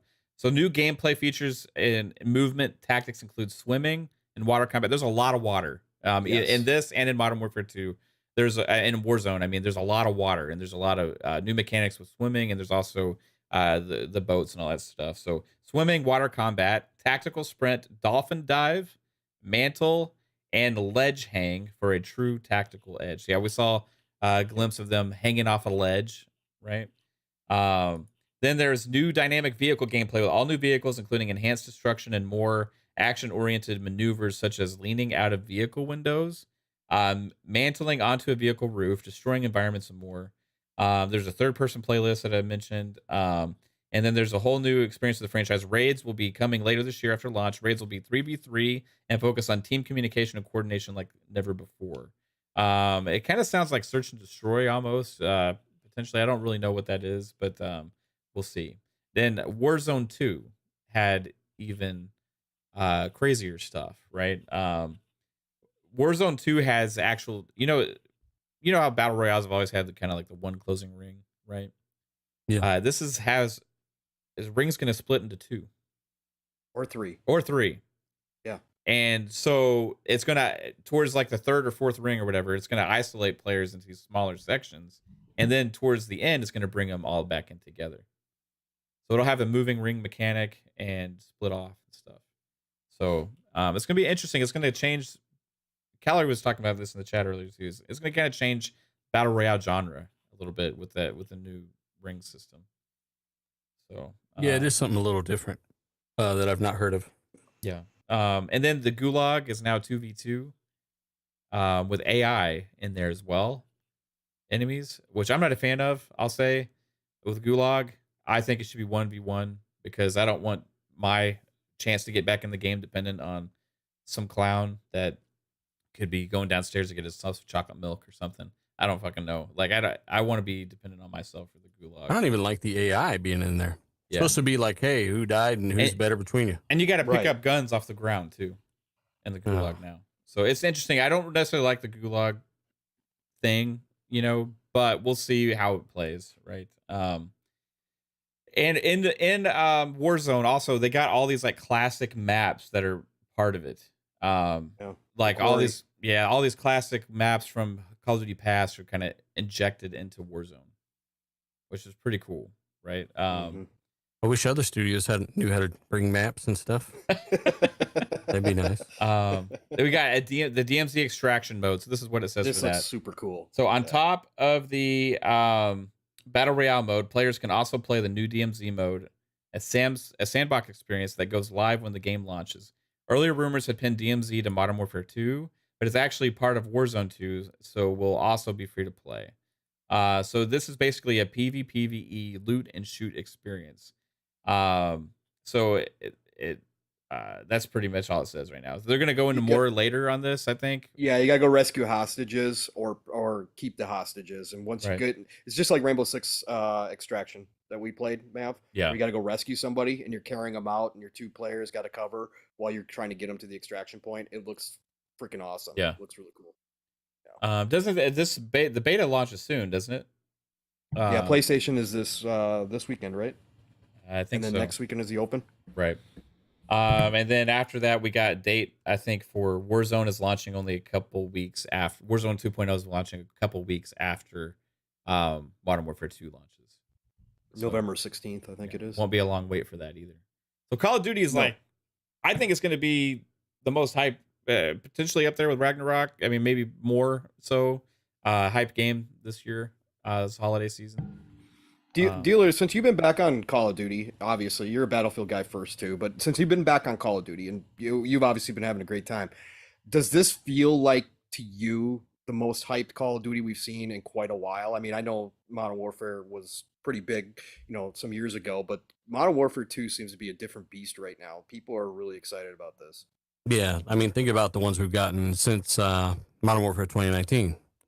First off, that game is phenomenal. Both the campaign and the multiplayer make it the best Call of Duty of all time, in my opinion.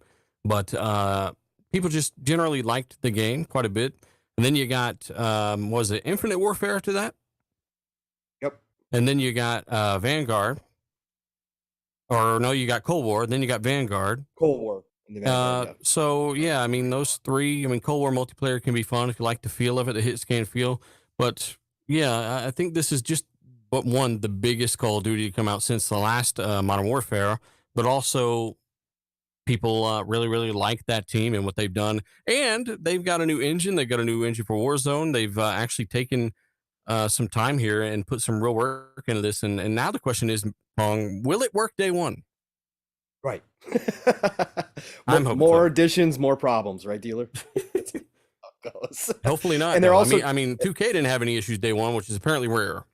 True. That is very rare, actually. But yeah, they're going for this whole cross progression now. It seems like this is the base now for the future of Call of Duty moving forward, right? It looks like because they're giving cross progression, whether you're playing in Warzone, whether you're playing in Modern Warfare, regular multiplayer, or whether you're playing on even mobile now, you're going to have a lot of cross progression. It seems like they're trying to build the franchise out into this solid base and moving forward to be able to expand upon this, which is what we thought Battlefield 2042 was going to do, but they obviously failed and they're going back to the drawing board. But this seems like that they're setting themselves up, and a lot of the talk that they were having today was that is the future they're looking towards. So I think this is part of a much bigger plan moving forward across all devices, across all different types of Call of Duties. They want it to be something that anybody can jump in anywhere, anytime. And feel like they're making progress. So I think that's a big part of the future too. And that's thanks Fortnite, right? Yeah, that's exactly what they do. And I don't know how they're going to link everyone together and keep that a nice. I guess they could put mobile versus mobile and stuff primarily, but it'll be interesting to see how much what is shared. Right. Yeah. Man, it was a lot of good news for gaming today in general, though. I mean, Call of Duty, it had a lot of hype. I mean, I was in a work meeting, and my phone kept buzzing because these guys were in our DMs just being like, holy shit, you see this? Like, what the hell? Oh, this is a game changer for COD forever. Oh my God. Fuck, did you see that? They're like, oh, look at the water. I mean, it's like holy shit. I was like, fuck, guys, I want to be watching this instead. Holy crap, But I was glad when I got back home to see it, and man, there's a lot of awesome stuff. The gunsmith thing, I saw a little bit on Twitter last night. I haven't gotten to check that part out on the stream today, but man, it looks so sick. It just the visuals of it looks badass, right? I think just it looks like mechanically, like okay, if you had it laid out in front of you and you're tinkering with it and swapping stuff out, there's a lot of hype around Call of Duty again, especially after I would say off 2 years. I know that Cold War was a pretty good game, but I had a lot of issues with that personally, and that kept me away from Vanguard, especially after I played that beta. I played the Vanguard beta, and it kept me away from Vanguard. And Vanguard is the first Call of Duty I have not bought since Call of Duty 2. I have almost bought it a few times when it's been on sale for like $30-$40, but then I'm like, it's going to be in Game Pass eventually, and the new one's coming out so soon. I'm just going to wait, and I'll just play through that campaign later.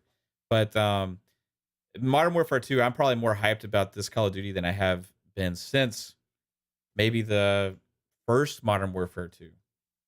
Way back in the day, after Call of Duty 4 Modern Warfare had sucked me in so much, and I became a Call of Duty player. I've always been a Call of Duty player. I've been a Halo player. I've been a Battlefield player. I love shooters, period, right? And it's good to see one, especially after, even though it's been selling like crazy still, it's had a little bit of a downturn with kind of perception the last couple of years to get that on the right track, some good stuff coming, I think, for a lot of people. Now we just need, Battlefield, I think, is getting back there, hopefully, and Halo Infinite, maybe next year will be the year. This November, I think it's going to be a fresh start for them, hopefully. And I think it'll be kind of like what should have been the real release of the game, right? This November. But we'll see. That's when they're going to get their chance to try and build back the community then going forward. But it's going to be some tough competition because at that time, Battlefield is also having Season 3 launch, which if Season 2 is anything to go based off of, it's going to be pretty solid. But Modern Warfare 2 launching and then Warzone 2.0 dropping, the shooter space is going to be highly, highly competitive. And I think Modern Warfare 2 is going to be the dominant player there for sure. Like it has been for many years. So it'll be interesting to see where 343 are a little later this year because they relied a lot on teams over there in Russia, and now they're obviously not doing that. So I don't know. We're all hoping for the best, but hopefully some of these changes they've made are a good sign, right? Yeah, I think it's a good sign for sure. And the Forge again is going to be the unique thing with that game that the others don't have, right? And you're going to have crazy modes come out. You're going to have streamers maybe start to get into something that somebody made, and who knows? All it takes is one thing with any of these games to click and become like a little phenomenon that catches, and then bring back an excitement from the fans. I think Forge could be that ticket in a weird way that we're not expecting, and we'll see. They just gotta have um they gotta have a lot of excitement come back, right? And it's been so much negative for so long. But you know what? Gamers have short memories, and once something clicks and something gets exciting, people just run with it and like forget the past. It happens all the time. And then also people forget, hey, Xbox was successful before in the 360 generation, way more than PlayStation at a time, right? Like people forget that too. Like you just never know like how the gaming industry is going to go, right? People act certain ways, like whatever today's reality is, to a lot of people feels like the way it's always been and the way it's going to be, right? But the gaming industry is changing constantly, and all it takes is for one game out of nowhere or something to spark and create a phenomenon. And who knows? Call of Duty may not be relevant 10 years from now. I think it will, but you never can tell the future, right? I mean, that's something Xbox said when they were talking about studios, right? They don't think the next big thing is coming from any place that it has historically, really. And that's why they're looking for a lot of different studios from different areas, that aren't necessarily well known. Minecraft is like the biggest game ever, and it started with a very small team. Like, you have Fortnite came from Epic, who was known for Gears of War and Unreal Tournament and stuff like that, right? Like you never know, man, what's going to be the next huge success. And a game like Fortnite completely changed that company and also changed the industry as well. Just like so many other games have before in the past. All right, so moving on from that, guys, I wanted to get into the Capcom stream that happened today. Monster Hunter stuff, cool. If you're into Monster Hunter, there was some cool Monster Hunter stuff there. But besides the Monster Hunter stuff, we had another look at Exoprimal again, Pong, which looked pretty cool. There's some hype building for this game, a little bit some excitement. It's not like bubbling over the surface yet, but people starting to pay attention, I think, to Exoprimal. Is that something you're day one on at this point now, or you're a wait and see still? Yeah, no, I'm day one on Exoprimal for sure. At this point, again, this reminds me so much of again Capcom of the old when we got crazy new IP. It's not the Dino Crisis, obviously, that I wanted by any stretch or everybody wants, but for them to come out with a brand new IP like this, and it gets better every time they show it, and I think the multiplayer aspect is going to be phenomenal. Today they had more of a story. They kind of showed off the story behind it, and it reminds me so much of the Lost Planets back in the 360 days, where it just looks like classic Capcom. And I can't wait to get my hands on it and see what kind of crazy, even if the story is just stupid, I don't care. I just love what Capcom does overall. And so to see Capcom back on top again, this is one of the biggest comebacks we've seen in this industry, from where Capcom was just 5, 6, 7 years ago to where they are now. Phenomenal stuff. So yeah, I'm day one on Exoprimal. Looks right up my alley. Yeah. Have you checked that game out at all, Dealer? No, I haven't. Like I said today, I've been playing video games, man. I didn't get a chance to check out the latest on it, but I guess you could kind of explain it to me, Pon. It's Dino Crisis 2.0, you said? No, it's not Dino Crisis. No, it's not Dino Crisis, which is what everybody's upset about. But it's crazy. You're in these exos, and it kind of reminds you of Anthem in a way. The exosuits with all different types of abilities and classes, and you are put into these arenas where they pour dinosaurs like raptors into this, and it's PvPvE as well. So you are also battling other teams at the same time, and you can actually send, like, you can get to these points where you can take over a T-Rex against the other team as well. Yeah, and they've got this whole story behind it where there's this kind of empire that's trying to take over, and you're fighting for them in a way, because the more you use your suits, the more powerful they become, but you have to also kind of save the world by using the suits. So you kind of got this weird dynamic going on as well. But again, it's crazy Capcom stuff. Sounds interesting. Yeah, it is. It looks like fun. It's not like the most mind-blowing graphics or anything like that, right? But it looks like a fun action game that's gonna be fun to play with multiplayer, right? Yep, co-op multiplayer. Yep, Yeah. exactly. I'm all for all those fucking type of games, right? But the big thing at the Capcom show for me, there's some Resident Evil stuff there too, which we've seen that recently. They had a recent Resident Evil reveal, like stream revealing a lot of stuff. But the big thing for me was Street Fighter 6 here, because when they showed Street Fighter 6 for the first time, we had done a co-stream of the big Capcom reveal, and they showed Street Fighter 6, and they showed this trailer.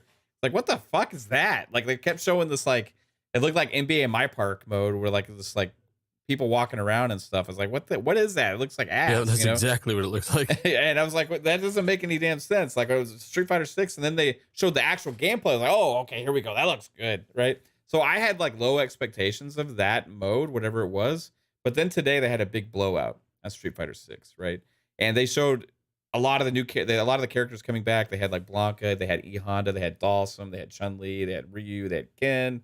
They showed a couple of the other characters that I don't care as much about as well. But they also showed that there's 3 main modes. There's like the primary mode where you're kind of playing regular with the regular characters and everything.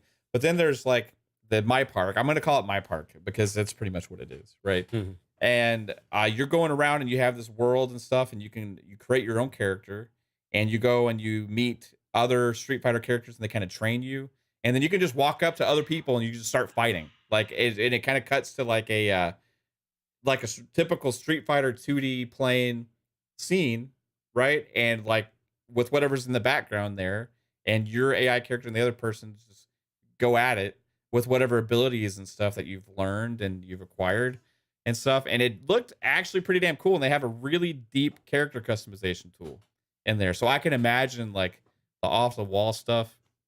I know Pong's going to make us chick with huge tits just walking around. Whoa, why? Yeah. Why you got to say that? Because I know can you, just man. imagine huge microtransactions. Yeah. Like, yes. You're going to get those physics going for those fights at Pong. You want extra physics? That's 5 Vince Carter coins. But I really like the mechanics of the game actually look good with the fighting. Plus also the character customization looks deep. Looks like you can do pretty much whatever you want. They even showed like you can do 2-tone color hair and fade it into each other and stuff like that. So it looked pretty damn sick, dude. And then not only that, but they took it into this other thing where they had this like big art. They had this other mode called like I think it was Battle Lab or something like that. But they had this big like arcade room looking thing where you can take your custom characters in there and you can sit down at arcade machines and play old Street Fighter games. But then also you can challenge people to fights in there, and it takes it into like a real presentation type fighting. And you can watch there's a big screen in the room. You remember like Dead or Alive back on the 360 around launch, how you could have the little avatars there and thered be like a theater. Spectate. Yeah, and you could spectate. So in this arcade room, there's like this big screen that you can watch the whatever fight's going on. And they have these like, they have these different personalities that are calling the fight that's going on, like in game. Yeah. And it's like was really cool ideas, and they like blew Street Fighter out to be way bigger than I thought this game was going to be. Like it's got a lot of content and a lot of different modes in there and stuff. So, dude, Street Fighter is back in a big way. I have hope for Tekken now because they got to bring it. Right, we saw that at the PlayStation showcase also. But I'm excited for the fighting genre.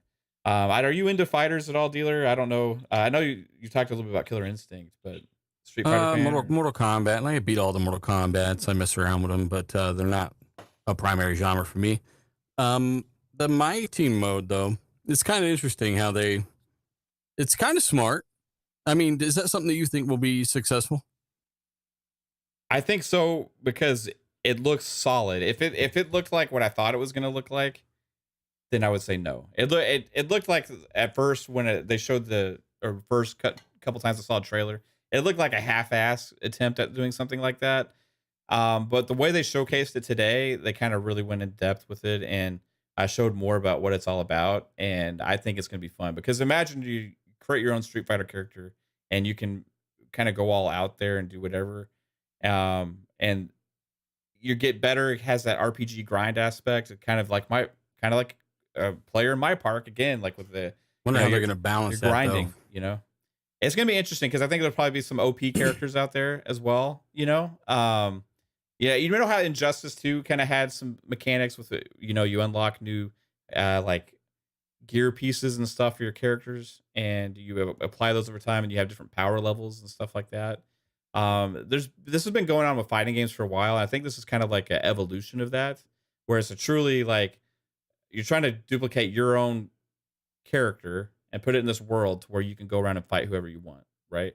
But there's other challenges and stuff you can do within that world. So it seems pretty fleshed out, more than I thought it would. So I think it's got a chance, man.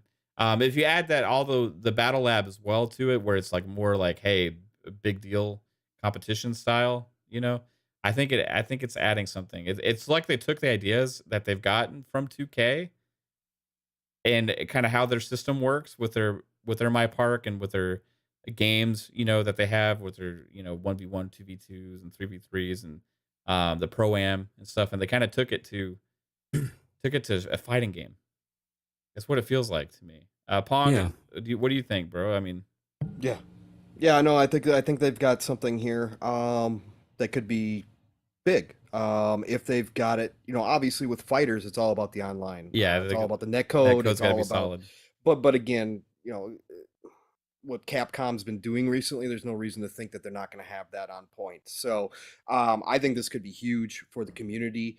Like Dealer said, this is going to be their microtransaction heaven, right? Because they talked about the outfits today as well. The outfits will actually respec your character and give you different abilities depending on what gear you're wearing. So it can change your fighting style and all that kind of stuff. But I think this could be a haven for those diehard fighting fans who want to try something different outside of just the normal game mode. But I think Capcom's going all out here. Again, what they showed early on didn't impress. Like I was like, okay, like you, Mav, it felt kind of like a tack on, like Yeah. like, hey, we need to. Everybody's got to kind of have this kind of open world experience. Look at NBA 2K's got this open world. We got to do that too. But now seeing it today, it really feels like that they've thought this through, and it's not just an add-on. It's something that they said, hey, what are our fans looking for? What could interest our fans? And obviously, what can we make money off of? But they wanted to make sure that there was going to be something that lasted, not something that everybody just went, oh, that's stupid. I'm not going to play around with this, whatever. This is something that actually could be something really special for Street Fighter going forward. And I just got to give a shout out to them for their character designs in the Street Fighter. Again, I'm not the biggest Street Fighter guy in the world. I like the button mash games, but I love the animation. But the style that they're bringing to each of these characters, and they're bringing my boy Blanca back, which is freaking awesome. I always love Blanca. And just each one is so unique and so detailed and so cool. I gotta give a shout out to the team for doing that. This looks like it's gonna be the big return of Street Fighter because Street Fighter V was exclusive.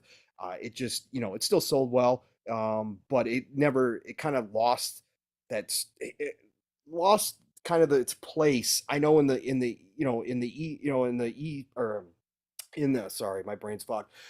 In the fighting scene, it was still huge, obviously, in the esports scene, but it kind of lost its whole pew because it wasn't everywhere where it should have been. And now coming back full bore across all platforms, Street Fighter could take its place again amongst the kings.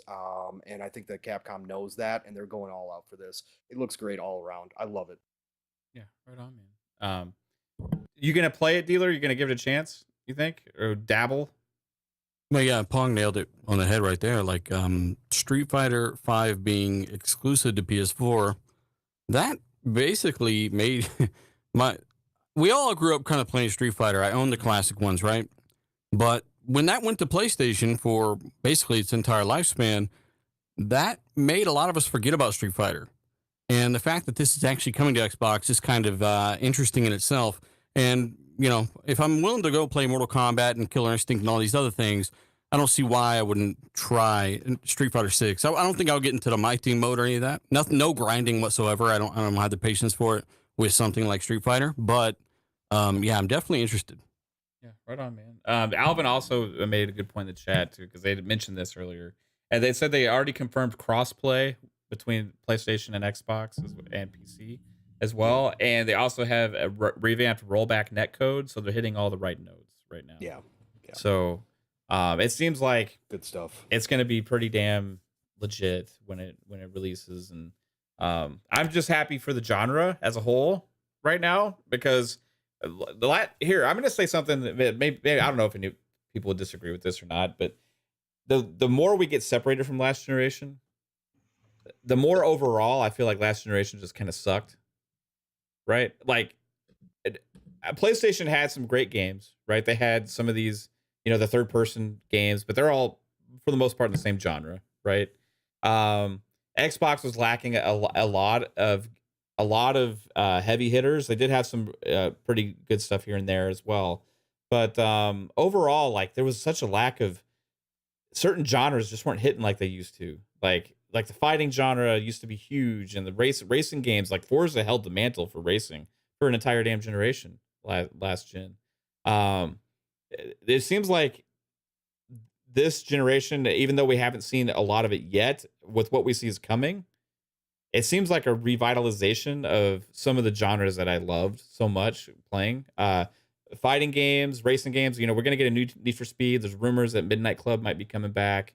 Forza Motorsport looks absolutely crazy, and we got the best Forza Horizon we've ever got.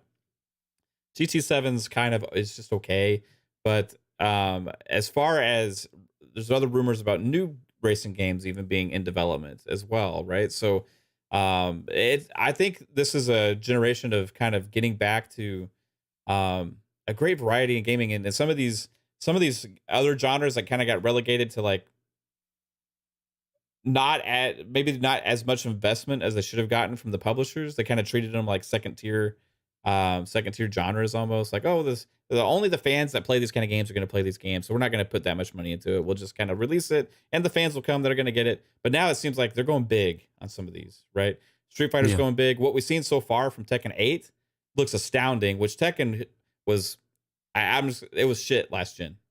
I did not like it at all, right? It took a huge step back. A lot of people like Tekken 7 though. Yeah, I don't know, man. It just didn't click with me. Like something with the visuals of that game and the mechanics. It was pretty good, but it seems so like far behind even a lot of other games, even from Bandai Namco. In a lot of ways. Dead or Alive came out last gen, and when it came out, it was broken as hell. It didn't really it was. Frame rate was all over the damn place. It crashed all over the damn place. Eventually, it's a good game now, right? You hear my daughter over there playing. Yeah. The weekly murder in your household. It's crazy. But there was some games that kind of hit for fighting. It was like NetherRealm held the mantle last gen pretty much between Injustice and Mortal Kombat. But it's good to see like Street Fighter become potentially relevant again, and Tekken to become a potentially huge success again, and to see now these Arc System Works games are coming to Xbox, so we have a hope for the future of those kind of games coming as well in the genre. King of Fighters 15 is astounding for those that haven't played it. I highly recommend it. But yeah, I think we're getting some of these genre specific type games like are being propped up more than they were last gen. I don't think it's got nothing to do with last gen or this gen. I mean, if they didn't even announce the next gen consoles yet, right? You'd still hear about these games. Probably. It's just more of a time thing. I'm not necessarily just because of the coming consoles. Out of the pandemic, which lasted, is still, it's still affecting markets and stuff. I think that blood wall is kind of finally starting to break of, hey, how do we balance getting this stuff done, but also, handling what we need to handle. I don't know. I think it's just the time for things to finally be announced. That's why, games like Resident Evil 4 and Street Fighter and, even Hogwarts and there's so many things that we forgot that there are games like that around. And it's because we haven't got any in so long, it seems like. Yeah. Big kind of finished games. Hogwarts looks massive. I'm not even a Harry Potter fan at all. Yeah. But that game looks massive. Like they've been working on this forever. Yeah. You going to get it on PlayStation for that exclusive quest? to pick up the do. No, Yeah. I'm not gonna. I'm not gonna. They didn't do get that. you with that. Oh, They almost did though. Jim, you wasted your money, bro. It'll work for some people. I know for sure. Yeah, maybe next time. You know. Yeah. I think Hogwarts does look really good too. I'm sick of seeing it though. I want to play the game because we've seen that game so many damn times. Gotham Knights is another one we've seen like 20 times now in the last 2 years. Like I just want to play the game. But yeah, man. Dude, we covered a lot of topics. Pong, did you want to add anything else before we head out? No. I think we covered everything major this week for sure. Yeah. Well, chat guys, again, you freaking rock. Wow, we hit 2 hours today, dude. That's what happens when I host instead of you, Pong. That's also what happens when we try and talk Japanese games with Dealer. He just like doesn't. I'm just kidding. Hey man, I'm just trying not to take over shows. No, you're great, No, dude. I seriously, appreciate you being here as always, Dealer. You're an awesome guy in the community. You are one of the actually most supportive people. Also, for those that don't believe that in the community as well, you do a lot for a lot of people out there. As in podcasting, giving advice, and also. Man, that's not true. Stop lying. It's true. Look, I didn't retweet, Water Egg 32's last video, so that means, I'm not supportive and I don't like anything. But honestly, I'm just not on Twitter a ton, and I'm not out there bragging about buying consoles, or doing shit for people. Usually. Yeah. But thanks for having me on, man. Seriously. Yeah, I appreciate you being here. For those that live under a rock and don't know where to find you on Twitter or on YouTube and your amazing RDX podcast, the #1 community Xbox podcast, right? Is what we'll say. Is it? Maybe. I don't know. I just say one of the largest Xbox podcasts in history because I don't know. But I do know that a lot of people support and show up, and we had a fun show Tuesday. I've been having some connectivity issues, some internet issues. We thought it was something, Mav. We talked about it, but no, it was a part at the on their end. They showed me the part that wasn't installed correctly, or something had been messed with, and basically everything should be good now. So we shouldn't be having any issues. The last show we streamed at 720p 2 meg because it actually stayed up. We had a few drop frames, but now we should be able to go back to 1440, the full gamut. And again, just love the community. Not on Twitter a ton, but you can find me on Xbox Live at II_Dealer_II. Twitter at Dealer_Gaming, YouTube DealerGaming. I'll probably be making a video in the next day or two, I'd imagine. And again, thanks for supporting all the shows, guys. Without you, there is no show. And subscribe here if you haven't. Right on, man. Appreciate you as always, dude. And hey, the encyclopedia of gaming dating back to the very first game ever created, the one and only Pong Soul, who has muscled his way through this show. I'm just amazed that you were able to get through the week and able to be here, bro. But I'm glad you're feeling better to where you can actually be here. And I'm looking forward to next week too, because we're gonna have another awesome guest. Like this is a 3-week spree, like we told you guys last week, of guests on here. So we'll get into that in a minute too. But tell everybody where they can find you, sir. Yeah, no, thanks, Mav and Dealer. Obviously, brother, you know what it is. All love and respect for you and everything you do and everything you've been. Just like Mav said too, a lot of us in this community getting started, and all the help and just having fun gaming with you and all that kind of stuff. And we do have to get some 2K in as well at some point here, brother. So, but no, this has been an awesome night. Glad I could make it here. Didn't know for sure early in the week if I was going to be able to do it, but I'm here. Not 100%, but we're getting back. So buckle up and get ready for that as the week goes on here. I'll get better and better. Listen, you guys, chat, you guys were amazing tonight. Again, showing up each and every week for our show. Thank you for all the support and love you guys give us, no matter who we have here as a guest or it's just me and Mav. We love you all. Thank you so much. Otherwise, you can find me Pong Soul Xbox, Pong Soul on Twitter. Tomorrow night, you'll see me on Xbox Ultimate right here, 9 p.m. Eastern, 8 o'clock Central Time. I should be there for the beginning of the show since I'm working from home because they won't let me back in the office yet. So I will be here. And then otherwise, Saturday morning, living split screen. You know the drill. My brother from another Steel Rain and I, 3+ hours, normally 4, every Saturday morning, 10 a.m. Eastern, 9 o'clock Central Time, 3 p.m. BST time. Be there, bring a friend, tell a friend. Mission 1K for us is in full effect. And then, of course, Saturday nights, the Shop Podcast with PTK Blam over on his channel, and brother from another Fuzzy Belvedere We will be there this Saturday night, 9 p.m. Eastern, 8 o'clock Central Time. We have a guest this week. I can't remember who it is. Oh, we got Silent Cypher, I think, this week again. Sweet. Awesome. So be there Saturday night. And then otherwise, Tuesday's Xbox Factor podcast, when I can make it. Mr. Boomstick's channel, Double Barrel Gaming, you know it. Be there 12 p.m. Eastern, 11 o'clock Central Time every Tuesday. Xbox Factor podcast. Otherwise, I'll be back here next week, Matt, like Mav said, with another fantastic guest. So be ready, and it's going to be a little special show. So I'm sure Mav will share details on that. But it's a golden age of gaming, people. Get out there, play what you love what you play, and I will talk to you all real soon.